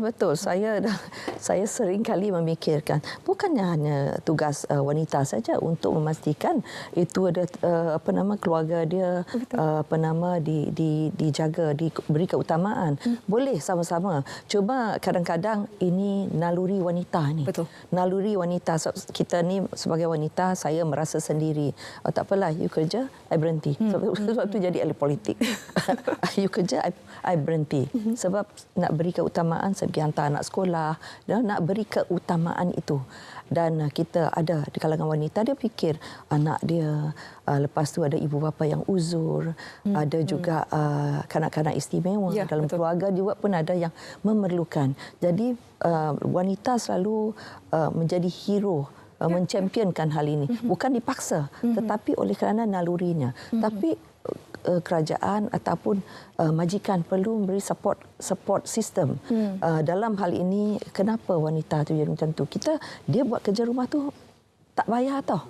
Sebab itu ada satu masa saya kata kita mahu kerajaan mungkin melalui perkeso ataupun bagaimana caranya kita nak mencari mekanisme untuk unpaid labor ni dibayar.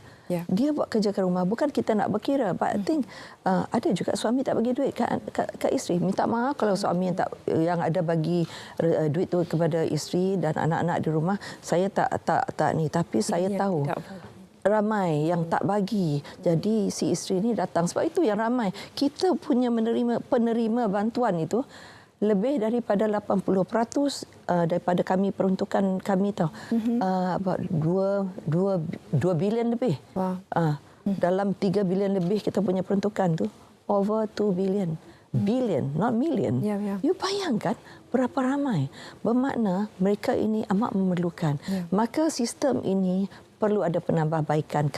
Saya sebagai menteri ini memang merasakan ini menjadi satu tanggungjawab yang berat, tapi perlu dilakukan.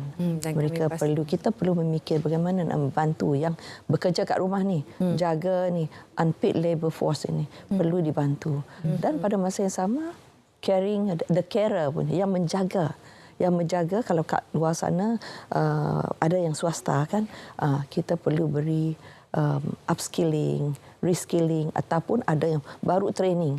Itu yang kami perjuangkan sekarang sebab ini mengingatkan kita kepada tanggungjawab kita kepada anak-anak supaya mereka mendapat carer yang menjaga mereka mempunyai ilmu yang diperlukan, mempunyai qualification yang diperlukan, dan sekurang-kurang ibu bapa kita yang dijaga itu kita rasa yakin untuk keluar daripada rumah, meninggalkan mereka di rumah. Ataupun mereka boleh hantar di tempat luar. Mendengarkan visi dan ketelitian Yang Berhormat Datuk Seri, kami pasti misi ini dapat. Saya doalah insya-Allah. Doa. Terima kasih Yang Berhormat Datuk Seri kerana sudi bersama kami pagi ini. Merupakan satu suntikan semangat bukan saja kepada wanita sebenarnya, kepada semua yang terlibat dalam ekosistem. Suami, rakan kerja, ahli keluarga dan sebagainya. Kita pasti juga ingin akan melihat apa antara lagi perkembangan aktiviti dan juga gerak kerja YB selepas ini. Kita akan ke Met Malaysia selepas ini. Kita akan bersama dengan rakan penyampai untuk kita meninjau apakah tinjauan cuaca di Malaysia pada hari ini. Rakan kami di sana sudah pun bersedia, silakan.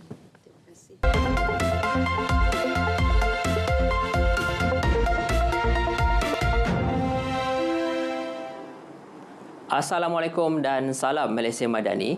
Kembali bersama Met Malaysia untuk laporan cuaca terkini. Laporan dimulakan dengan amaran yang sedang berkuat kuasa. Met Malaysia masih lagi mengekalkan amaran kencang dan laut bergelora kategori pertama bagi kawasan yang ditandakan kuning meliputi kawasan perkapalan Phuket, Samui, Condor dan juga Reef North. Keadaan ini menyebabkan ketinggian ombak boleh mencapai 3.5 meter serta kelajuan angin di antara 40 ke 50 km sejam. jam. Harus diingatkan, keadaan ini adalah amat berbahaya kepada bot-bot kecil, aktiviti menangkap ikan, aktiviti sukan dan juga rekreasi laut. Seterusnya pula, kita beralih dengan tinjauan cuaca semasa.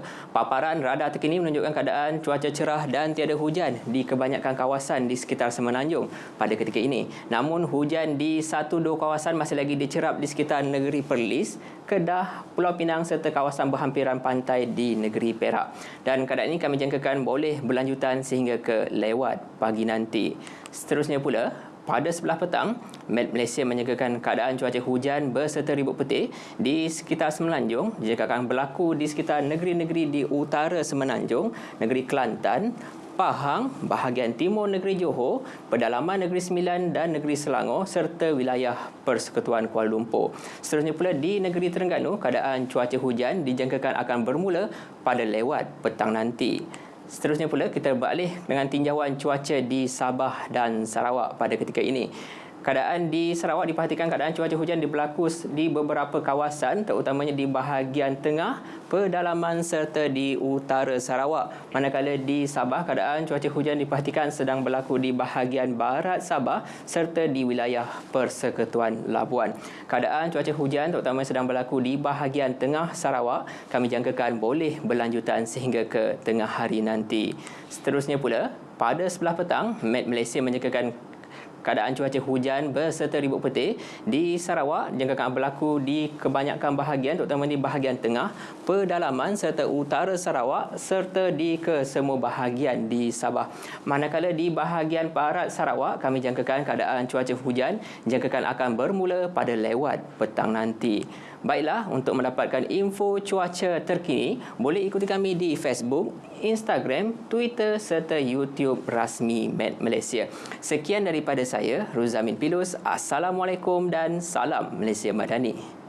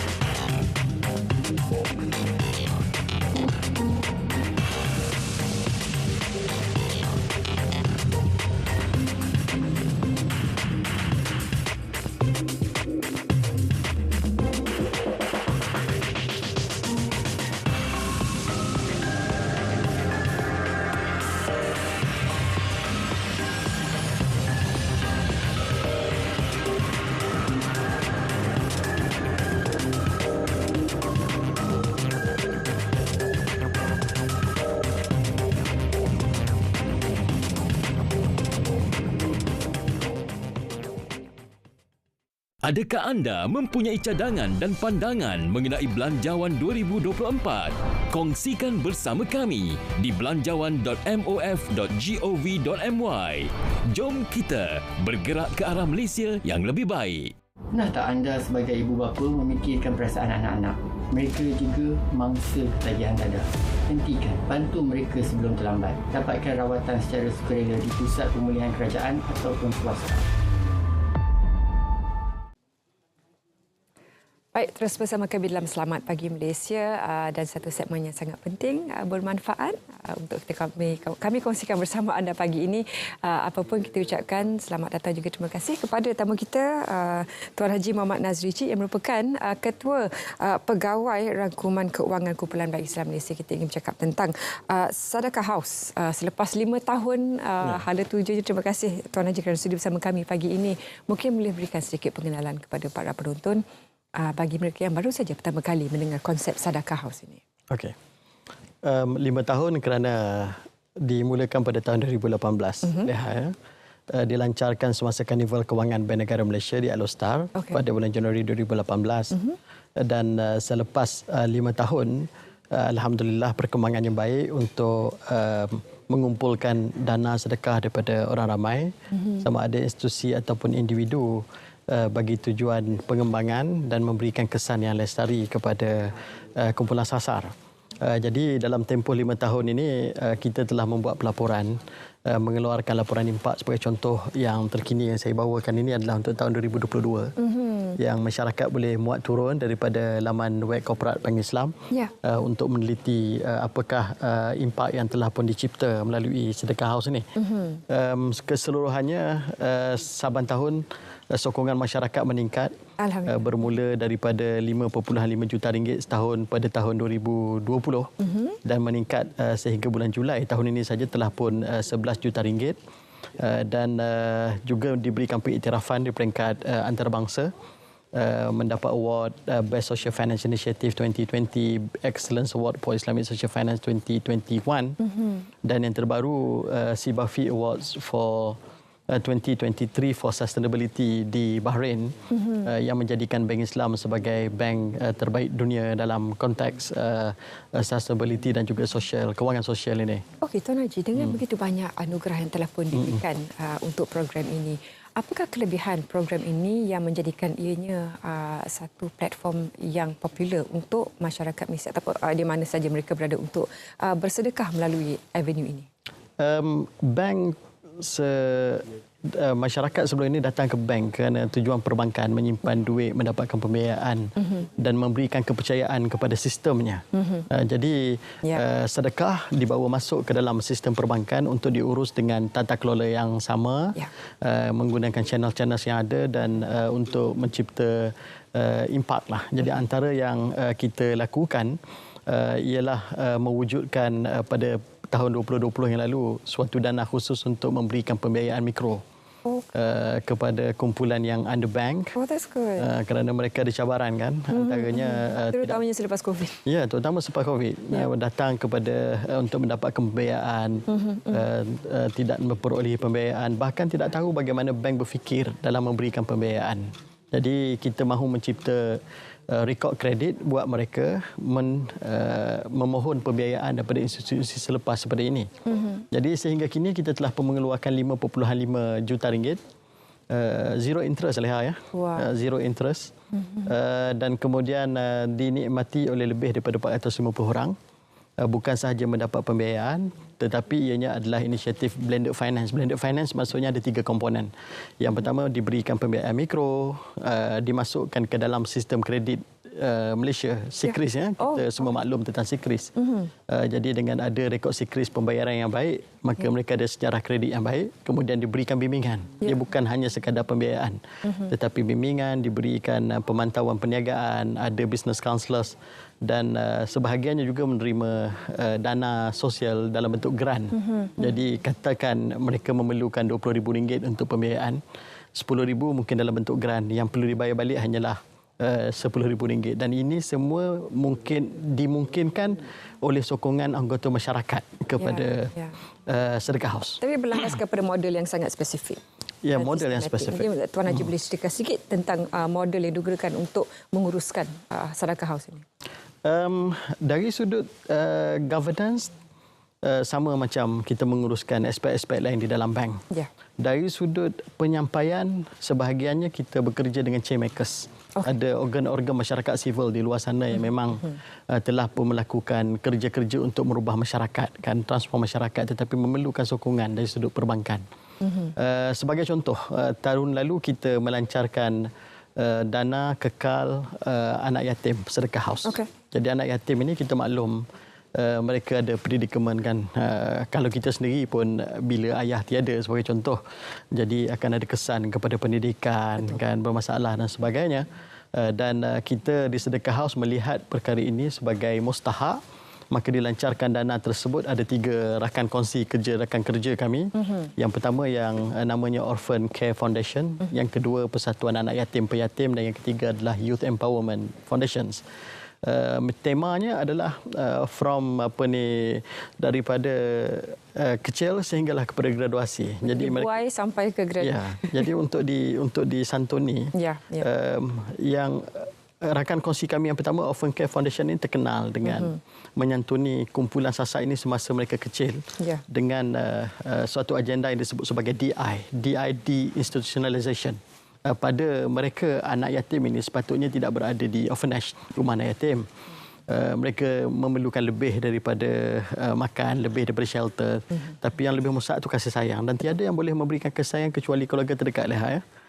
Dan kemudian walau bagaimanapun kita tak menafikan bahawa ada yang akhir sekali berada di rumah anak yatim. Itu pun perlu dibantu, mewujudkan environment yang baik. Dan pada sepanjang tahun lalu sahaja, dalam tempoh 6 bulan, kita telah mengeluarkan hampir RM1,5 juta bagi tujuan memberikan sokongan dari sudut pembiayaan dan kemudian pendidikan dan kemudian memperelokkan 10 rumah anak yatim di Kedah dan juga Selangor, di Perak dan juga Selangor, dan insya-Allah pada tahun ini kita sedang mengusahakan di Negeri Sembilan dan juga Melaka. Tadi Tuan Haji sebutkan tentang daripada kecil sampailah ke pihak graduasi, mereka yang telah pun menjadi graduan dan melangkah ke dalam pekerjaan itu seperti yang Tuan Haji sebutkan tadi, mereka yang memerlukan pembiayaan untuk perniagaan mereka. Jadi apakah IT Card ini mereka juga terangkum dalam kumpulan IT Card ini? Anak yatim boleh dibantu, tetapi lebih besar daripada itu, cita-cita kami adalah pada tahun 2040 ada 1 bilion size of fund. 1 bilion ini besar kan? Dan 1 bilion ini sebenarnya boleh memberikan kesan dua serampang lah. Yang pertama menyantuni anak yatim sendiri, yang kedua adalah kumpulan-kumpulan sasar yang lain. Kerana bila mana ianya bernama sedekah, dia ada zero cost of funding. Kita bukan ambil duit pendeposit, yang kalau pendeposit meletakkan wang di bank dia memerlukan untung kan. Jadi apabila namanya sedekah terkumpul dengan jumlah yang besar, kami juga boleh menggunakannya untuk memberikan pembiayaan perumahan kepada kumpulan-kumpulan asnaf. Kita telah memulakan dengan lembaga zakat di negeri Kedah. Sebagai contoh, pada kita telah serahkan 4 buah rumah, 10 rumah sekarang ini dalam proses pembinaan. Kos pembinaan satu rumah itu dalam RM70,000. 50% RM35,000 adalah zakat. Dan bakinya adalah pembiayaan yang didanakan daripada sumber ini. Memberikan pembiayaan kepada mereka. Ansuran bulanan lebih kurang RM350. Jumlah yang sama sebelum daripada ini, mereka terpaksa membayar kepada tuan rumah tapi tidak memiliki rumah tersebut. Tetapi dengan model yang dibangunkan ini yang secara besarnya kami namakan sebagai C3E, Community Economic Empowerment Ecosystem. Sedekah menjadi funding kepada aktiviti sebegini, income diperolehi untung, dan untung itu kembali kepada dana sedekah tadi dan dapat menyantuni keperluan anak yatim juga. Jadi sistem itu. Ya, keperluan kediaman itu diberikan supaya persekitaran kehidupan itu boleh bermula dengan asas yang baik. Untuk itu bagaimana pula mereka yang menonton boleh menyampaikan sumbangan mereka? Okey. Ada beberapa saluran. Ramai orang buat sedekah Jumaat lah sebagai contoh kan. Itu one off sifatnya. Itu pun kami mengalu-alukan boleh pergi ke laman web, ke Facebook Sedekah House untuk mendapatkan panduan. Tetapi kami amat menggalakkan supaya diberikan sokongan berterusan melalui Infak Pay sebagai contoh. Berikan peluang untuk sumbangan itu didatangkan langsung daripada akaun tuan-tuan dan puan-puan sekalian setiap bulan. Macam direct debit lah. Macam direct debit. Dan kami juga mengalu-alukan sekiranya syarikat korporat ingin bekerjasama dengan kami. Yang mustahaknya berbeza dengan dana-dana terkumpul yang lain, Bank Islam 100% menyalurkan sumbangan tersebut kepada penerima. Tidak ada charge pengurusan, bahkan 100% kos operasi adalah ditanggung oleh Bank Islam. Dan ianya akan disampaikan terus kepada kumpulan sasar dalam seperti mana dihasratkan bila kita menubuhkan Sedekah House dahulu. Yang istimewanya sebab Bank Islam berurusan terus dengan pihak-pihak yang menguruskan mereka. Jadi tahu ke mana saluran wang sumbangan tersebut. Itu pentinglah. Kita memainkan peranan untuk memantau bagi memastikan sedekah tersebut benar-benar disalurkan seperti mana dihasratkan. Kami melakukannya bagi pihak penderma yang budiman ini. Tuan Haji, sebelum kita rangkumkan perbualan kita pada pagi ini, apakah Tuan Haji dan pastinya Tuan Haji dan juga tim Bank Islam pernah bertemu dari masa ke masa dengan penerima-penerima ini? Bagaimana sumbangan seperti ini mengubah kehidupan mereka? Banyak. Kalau saya contohkan anak yatim, yang sebelum ini apabila setelah keluar daripada rumah anak yatim sebagai contoh mahu melangkah ke alam universiti, siapa yang mahu membiayai mereka? Ya, betul. Mereka amat berterima kasih. Kita ada 60 orang kanak-kanak ini yang sekarang ini sedang kita biayai daripada dana ini, dan sudah tentu bagi mereka ianya telah merubah kehidupan mereka dengan sokongan daripada masyarakat. Jadi pada kami di Bank Islam, inilah peluang for Malaysians to care for other fellow Malaysian at Sedekah House Bank Islam. Ya, di mana saja Malaysians kita berada di luar negara sekalipun. Betul. Boleh terus ke laman web Bank Islam untuk maklumat lanjut. Betul. Laman web Bank Islam dan juga boleh ikuti kami di Facebook Sedekah House Bank Islam, di Instagram Bank Islam untuk melihat perkembangan daripada masa ke semasa impak yang dicipta oleh Sedekah House Bank Islam. Kita berikan sekali lagi laman QR ini dan juga anda boleh terus ke laman rasmi Bank Islam. Barangkali juga sekiranya ada berdekatan cawangan-cawangan Bank Islam juga boleh pergi ke cawangan tersebut untuk mengetahui bagaimana untuk menjadi sebahagian daripada. Tiada sumbangan sekecil mana sekalipun kalau digabungkan boleh memberikan impak yang besar kepada kehidupan masyarakat. Terima kasih Tuan Haji kerana sudi bersama kami berkongsi perkabaran yang sangat memberikan motivasi ini. Sama-sama kita bangunkan warga masyarakat kita. Kita ingin berehat seketika dan kembali selepas ini dalam Selamat Pagi Malaysia. Jangan ke mana-mana. Ekonomi Madani turut menetapkan 7 penanda aras sebagai sasaran jangka sederhana yang mahu dicapai sebelum 10 tahun. Pertama, Malaysia berada di kedudukan antara 30 ekonomi terbesar dunia. Kedua, indeks daya saing global di tangga ke-12 teratas dunia. Ketiga, peratusan pendapatan buruh mencapai 45% daripada keseluruhan pendapatan. Keempat, kadar penyertaan wanita dalam tenaga buruh mencapai 60%. Kelima, indeks pembangunan manusia di tangga 25 teratas dunia. Keenam, indeks persepsi rasuah di tangga 25 teratas dunia. Ketujuh, kemampanan fiskal dengan defisit fiskal mencapai 3% atau lebih rendah.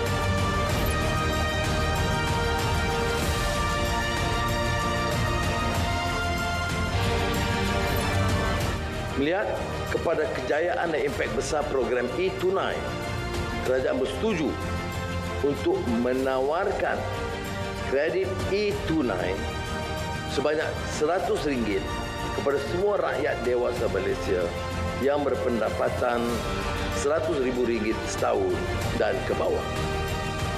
Bilangan penerima yang layak dianggarkan melebihi 10 juta rakyat, iaitu merangkumi golongan yang masih dikategorikan B40 dan M40, walaupun kita sekarang merangka supaya meminda pendekatan B40 dan 40 ini.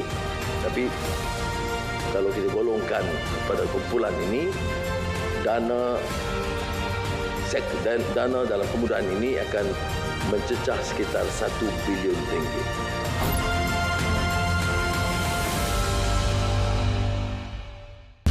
Sempena Hari Kebangsaan 2023, saksikan program-program menarik di TV1. Kau pergilah tengok orang tu. Nanti aku juga yang kena, kau tahu. Kau try lah minta bos kau. Silap-silap dengan kau sekali jadi macam tu. Barang kita dah sampai. Kita akan berhadapan dengan kes pendatang asing tanpa izin.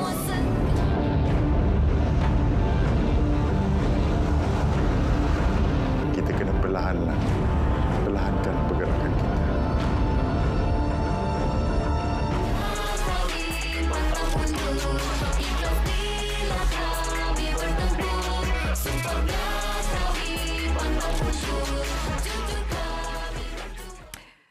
Baik, kita saksikan trailer sebentar tadi. Jadi terus kita bawakan perbualan bersama bintang-bintang yang membarisi Kalis Peluru pagi ini. Kita perkenalkan pengarahnya terlebih dahulu, Encik Adi Fitri Muhammad Yunus. Adil, apa khabar? Lama tak jumpa. Sihat. Reunion kita di Selamat Pagi Malaysia pagi ini. Baik, juga bersama kami Nazmua Amar dan juga Silvini Osman yang merupakan pelakon yang membarisi Kalis Peluru. Kita tengok trailer pun. Soalan pertama saya tanyakan kepada barisan pelakon, berapa lama latihan untuk... You are memang dah fit, tapi berapa lama sebenarnya training latihan untuk? Sebulan lebih lah. Sebulan lebih. Sebulan lebih untuk latihan jadi sebahagian daripada polis. Wow. Pasukan Gerakan Am. Okey. Itu sebulan tu, tapi di masa penggambaran juga latihan bersenjata di mana macam mana ahli-ahli PJ itu dia nak serbu sesuatu markas, itu another training, itu another thing. Wow. So jadi pengalaman yang diorang lalui itu saya rasa amat berhargalah, bukan semua betul memang satu keistimewaan. Kita nak tanyakan watak mereka sebentar sekali lagi, tapi barangkali plot asasnya basic storyline untuk kongsikan kepada para penonton sesuai juga dengan bulan kemerdekaan yang kita sambut. Ya, betul. Okey. Kali sebelum ni saya sebenarnya dia didedikasikan khas untuk Parti Kebangsaan ini kerana menampilkan pasukan gerakan AMN. Mereka adalah the first barisan hadapan frontliners yang hadapi musuh-musuh negara. So mereka menjadi di sepadan. So jadi watak Inspektor Rahmat ni dan juga Sil ni dan juga pelakon lain, mereka ni memainkan watak-watak yang menjaga barisan hadapan negara.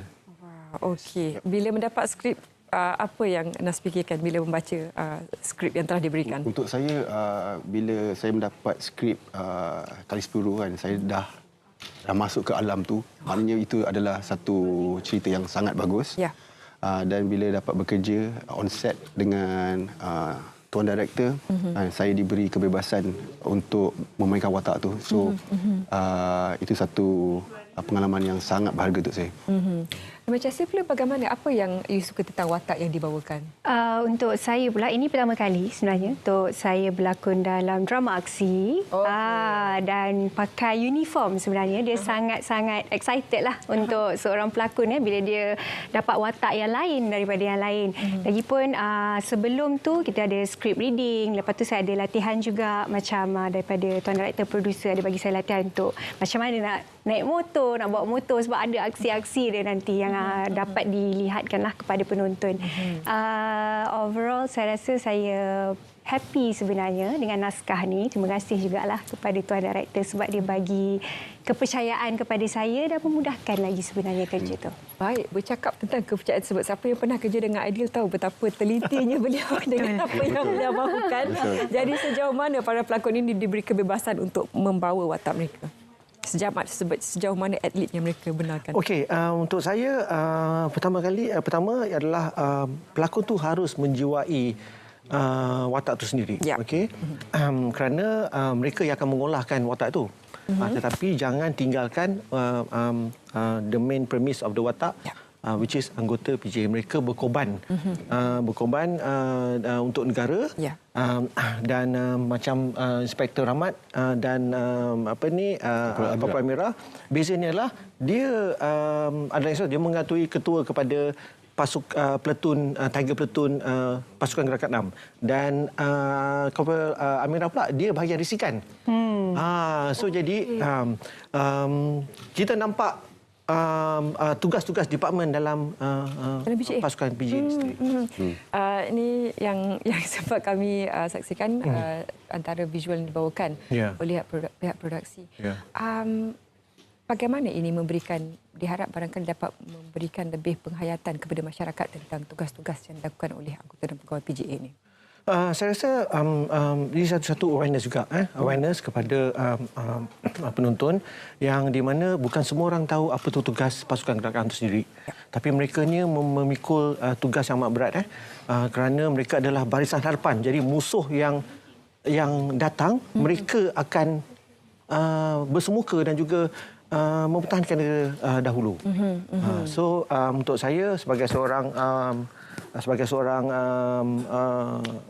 rakyat ataupun warga negara biasa, tugas saya adalah menyerahkan lagi cerita ni, jasa sumbangan mereka. Pengalaman paling tak boleh dilupakan sepanjang penggambaran. Sebab rasa ni bukan you punya first action movie kan? Bukan. Bukan filem aksi pertama. Banyak jadi apa keistimewaan dan pengalaman kali ini berbanding dengan produksi-produksi lain? Okey, kali ini apa yang sangat berharga untuk saya adalah relationship between director dengan pelakon. Kita orang dah menjadi rapat, dah tak ada orang kata gap. Jadi kita dapat melontarkan, meluahkan idea-idea dan kita dapat kongsi dan execute benda tu dengan smooth. Jadi itu penting untuk menjalankan satu naskah yang bagus. Jadi kita orang dengan director, dengan pelakon lain semua dah kira dah rapat lah sekarang. Jadi benda tu berharga untuk saya. Adil dia tak garang tapi dia sangat teliti. Dia ada garang dia. Ada garang. Tapi ada lembut dia. Tapi dia very flexible. Dia boleh dengar idea daripada pelakon. Jadi kita carilah the sweet spot kat mana kita nak execute dengan cara yang paling bagus sekali. So itu best. Untuk sila pula bagaimana? Itu yang Nas kongsikan bagaimana interaksi dengan tim terutamanya dengan pengarah. Ini pertama kali anda berlakon dalam filem aksi. Betul. Ialah produksi aksi. Betul. Bagaimana pengalaman mendapat bimbingan daripada mereka yang lebih senior? Saya mula-mula tu agak nervous secara jujurnya sebab kita tahu dah kalau macam Abang Nas ni dia memang itu kepakaran dia. Kita tahu dia badan uniform tu hak dia lah sebenarnya. Dan bekerja dengan director pun Abang Adi pun satu benda yang orang kata luar biasa juga sebab saya tak tahu apa yang mungkin tuan director ni nak dari saya. Pemahaman saya mungkin lain. Tapi alhamdulillah along the way tu kita manage lah untuk bekerjasama dengan baik antara tuan director dengan pelakon sesama pelakon dan yang paling best itu adalah memang macam abang cakap kita dah macam keluarga sebenarnya. Tak kira lah orang tu dah berapa lama bekerja dalam industri macam saya sendiri baru tapi kita dah macam satu keluarga. Wah, tengok visual pun kita sebenarnya tak sabar-sabar menyaksikan tayangannya bila Aidil? 17 Ogos ini. 17 Ogos ini petang. Petang 6.45 petang. Di TV 1. TV 1. Okey, masuk dalam kalender siap-siap. Sebelum terlibat dalam produksi seperti ini, Nas ada memang martial arts background? Ada. Saya suka bersukan dengan cara ekstrim. Saya suka belajar martial art. Saya ada dulu belajar Muay Thai. Oh, okey. Itu kalau ikut ranking untuk seni mempertahankan ke Muay Thai. Macam saya lepas daripada drama ni. Saya ada belajar Muay Thai. Jadi sebenarnya ini drama pertama saya. Lepas tu saya berminat lah orang kata nak buat aksi. Jadi saya belajar Muay Thai dan lepas tu alhamdulillah saya ada rezeki lagi. Ayu, bila kita lihat scene dalam hutan tadi kan. Kita lihat bila keterujaan untuk menghabiskan produksi tersebut. Tapi bagaimana terus mengekalkan mood production itu sentiasa dalam mood yang produktif. Sebablah hutan basah nyamuk. Betul. Penggambaran kali ini adalah satu produksi yang agak sukar untuk kami lakukan sebab kami berdepan dengan bermacam-macam obstacles. Cuaca, keadaan. Dan tim yang that's why tim kami dan juga para pelakon dan juga kru kami saya satukan sebagai satu family. Bermakna susah senang, kering basah, penat lelah, suka duka semua kita satu. Kerana kalau kita tengok PGA itu juga sebagai satu pasukan. Betul. Without satu pasukan, kamu tidak boleh nak merealisasikan nak defend negara. Yes. Baik, 17 Ogos ini 6.45 petang di TV1. Jangan lupa saksikan Kalis Peluru. Mungkin lepas ni Ali boleh buatkan produksi berasaskan masakan pula sebab lepas ni kita nak bersama Ridwan dan tetamu. Terima kasih kerana sudah bersama kami dan meluangkan masa untuk berkongsi tentang Kalis Peluru masuk dalam kalender siap-siap. Ridwan telah bersedia. Silakan Ridwan. Nah, kalau Malaysia ni kari ni Zaliha antara makanan yang wajib lah. Lagi-lagi kalau nasi dengan kari kuah campur. Itu adalah satu benda yang akan melengkapkan hidup kita sebagai orang Malaysia. Jadi hari ini kita akan bersama dengan Tuan Haji Azrain Mohamad, Ketua Pemasaran Babas Produk Malaysia Sdn Bhd dan juga saya difahamkan ada chef, sekejap lagi terjemput chef masuk. Tetapi sebelum itu kita saksikan dahulu. Ini yang Babas sediakan untuk kita semua.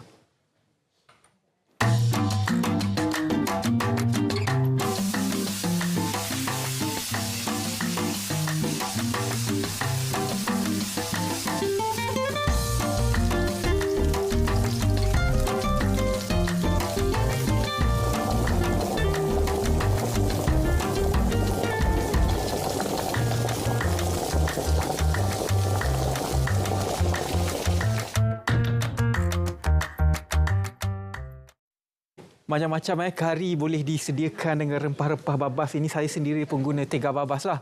Jadi hari ini saya bersama dengan Tuan Haji Azrain Mohamad, Ketua Pemasaran Babas Produk Malaysia Sdn Bhd dan juga chef yang akan menunjukkan kita cara nak masak. Hari ini ada nasi lemak, tetapi hari ini nasi lemak kita akan masak dengan sambal, tapi sambal itu mungkin inovasikan sedikit menggunakan rempah kari. Nanti kita akan tanyalah.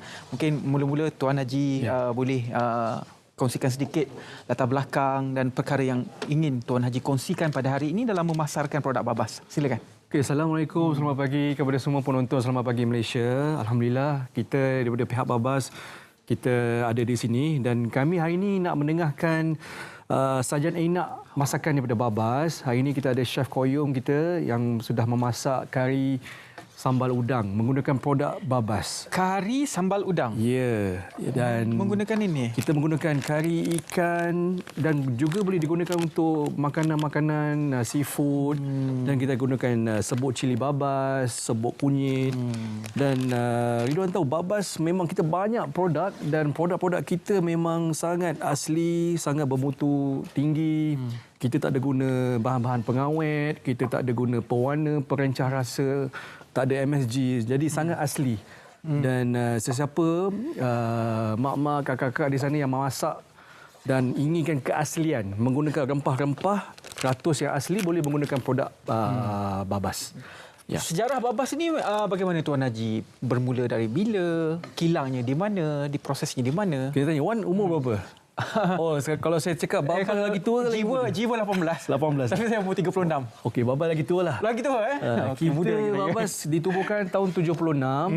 Dah 47 tahun lah kita bernapa. Kilang kita di Selayang dan Negeri Rawang kita buat operasi.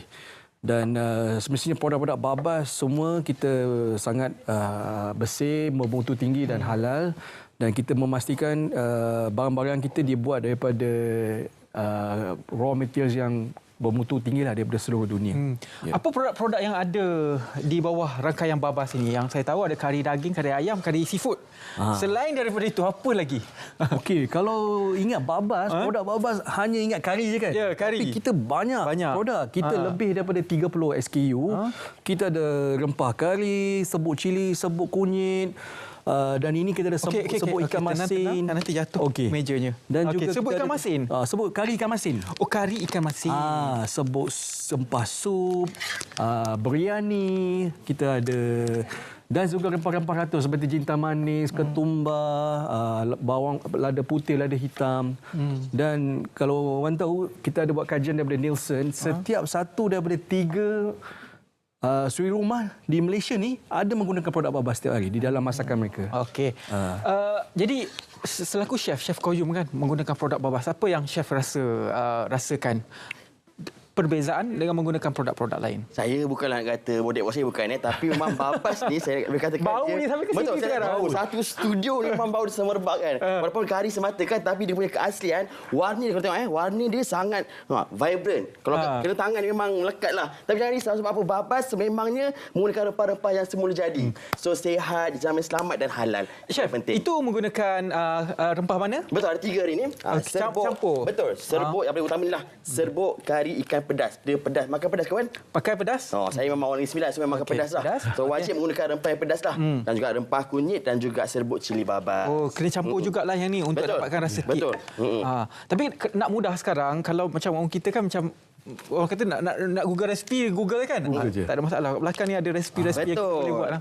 Ya, kan, setiap packaging kita semua ada resipi, macam-macam resipi. Dan boleh juga dapat resipi Babas di Instagram kita lah atau di Facebook. Chef Koyum sekarang tengah buat kari udang pedas. Kari udang pedas dimakan bersama dengan nasi lemak. Kita kan macam mana inovasi? Kan? Biasa kan sambal kan? Betul. Sebab apa? Saya pun balik kampung mengundi kan.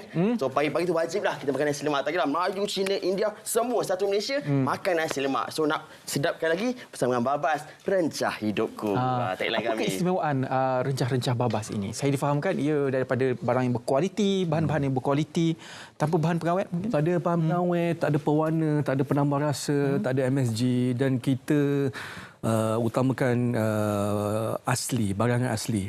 Jadi memang sangat sedap, bau sedap, warna pun sangat naik. Ini kari. Tapi biasanya kari kan macam ada orang letak cair sikit. Tapi ini memang nampak macam sambal. Kan? Kalau saya tak menggunakan santan. Oh, tidak menggunakan santan. Betul. Udang. Betul. So mungkin bau pun sangat sedap. Boleh rasa silakan. Saya rasa sikit Tuan Haji. Boleh.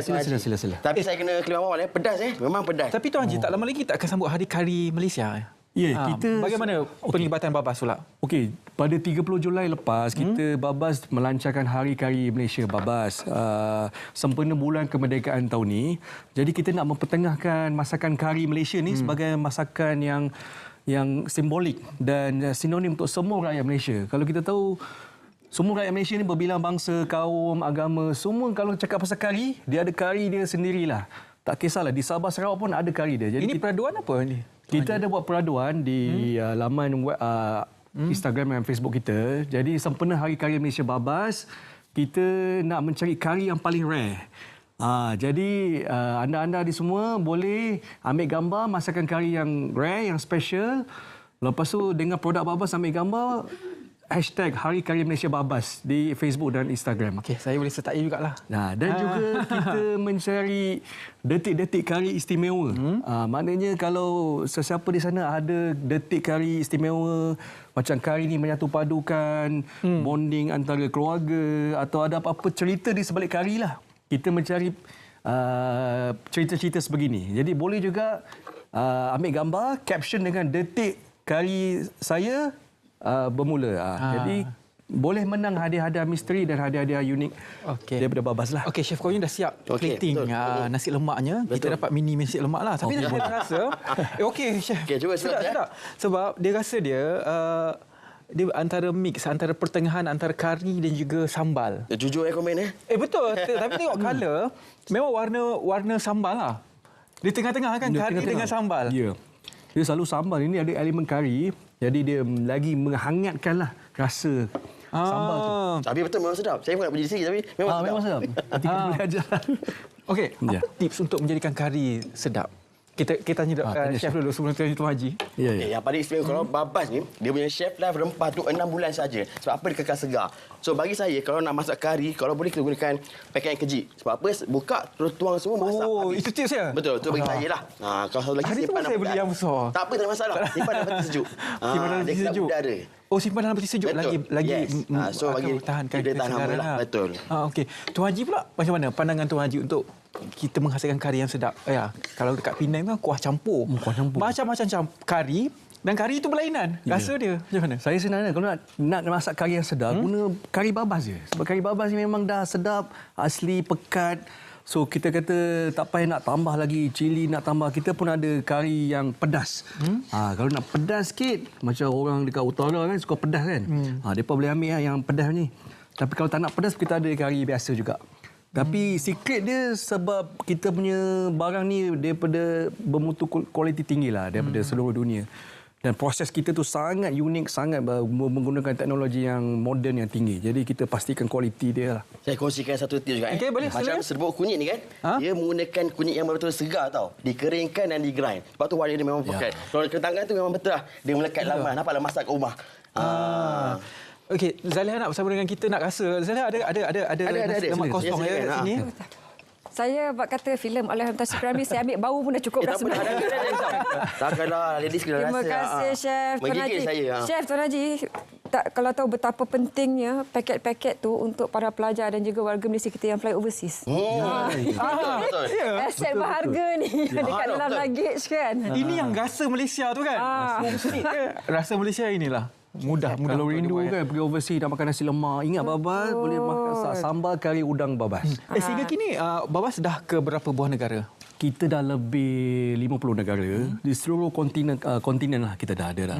Dan pasaran-pasaran macam di China, di Timur Tengah, Australia, UK, US semua kita dah ada pasaran kita, produk kita lah. Boleh cari dekat supermarket di sana lah. Asian Groceries mesti ada kan? Sangat.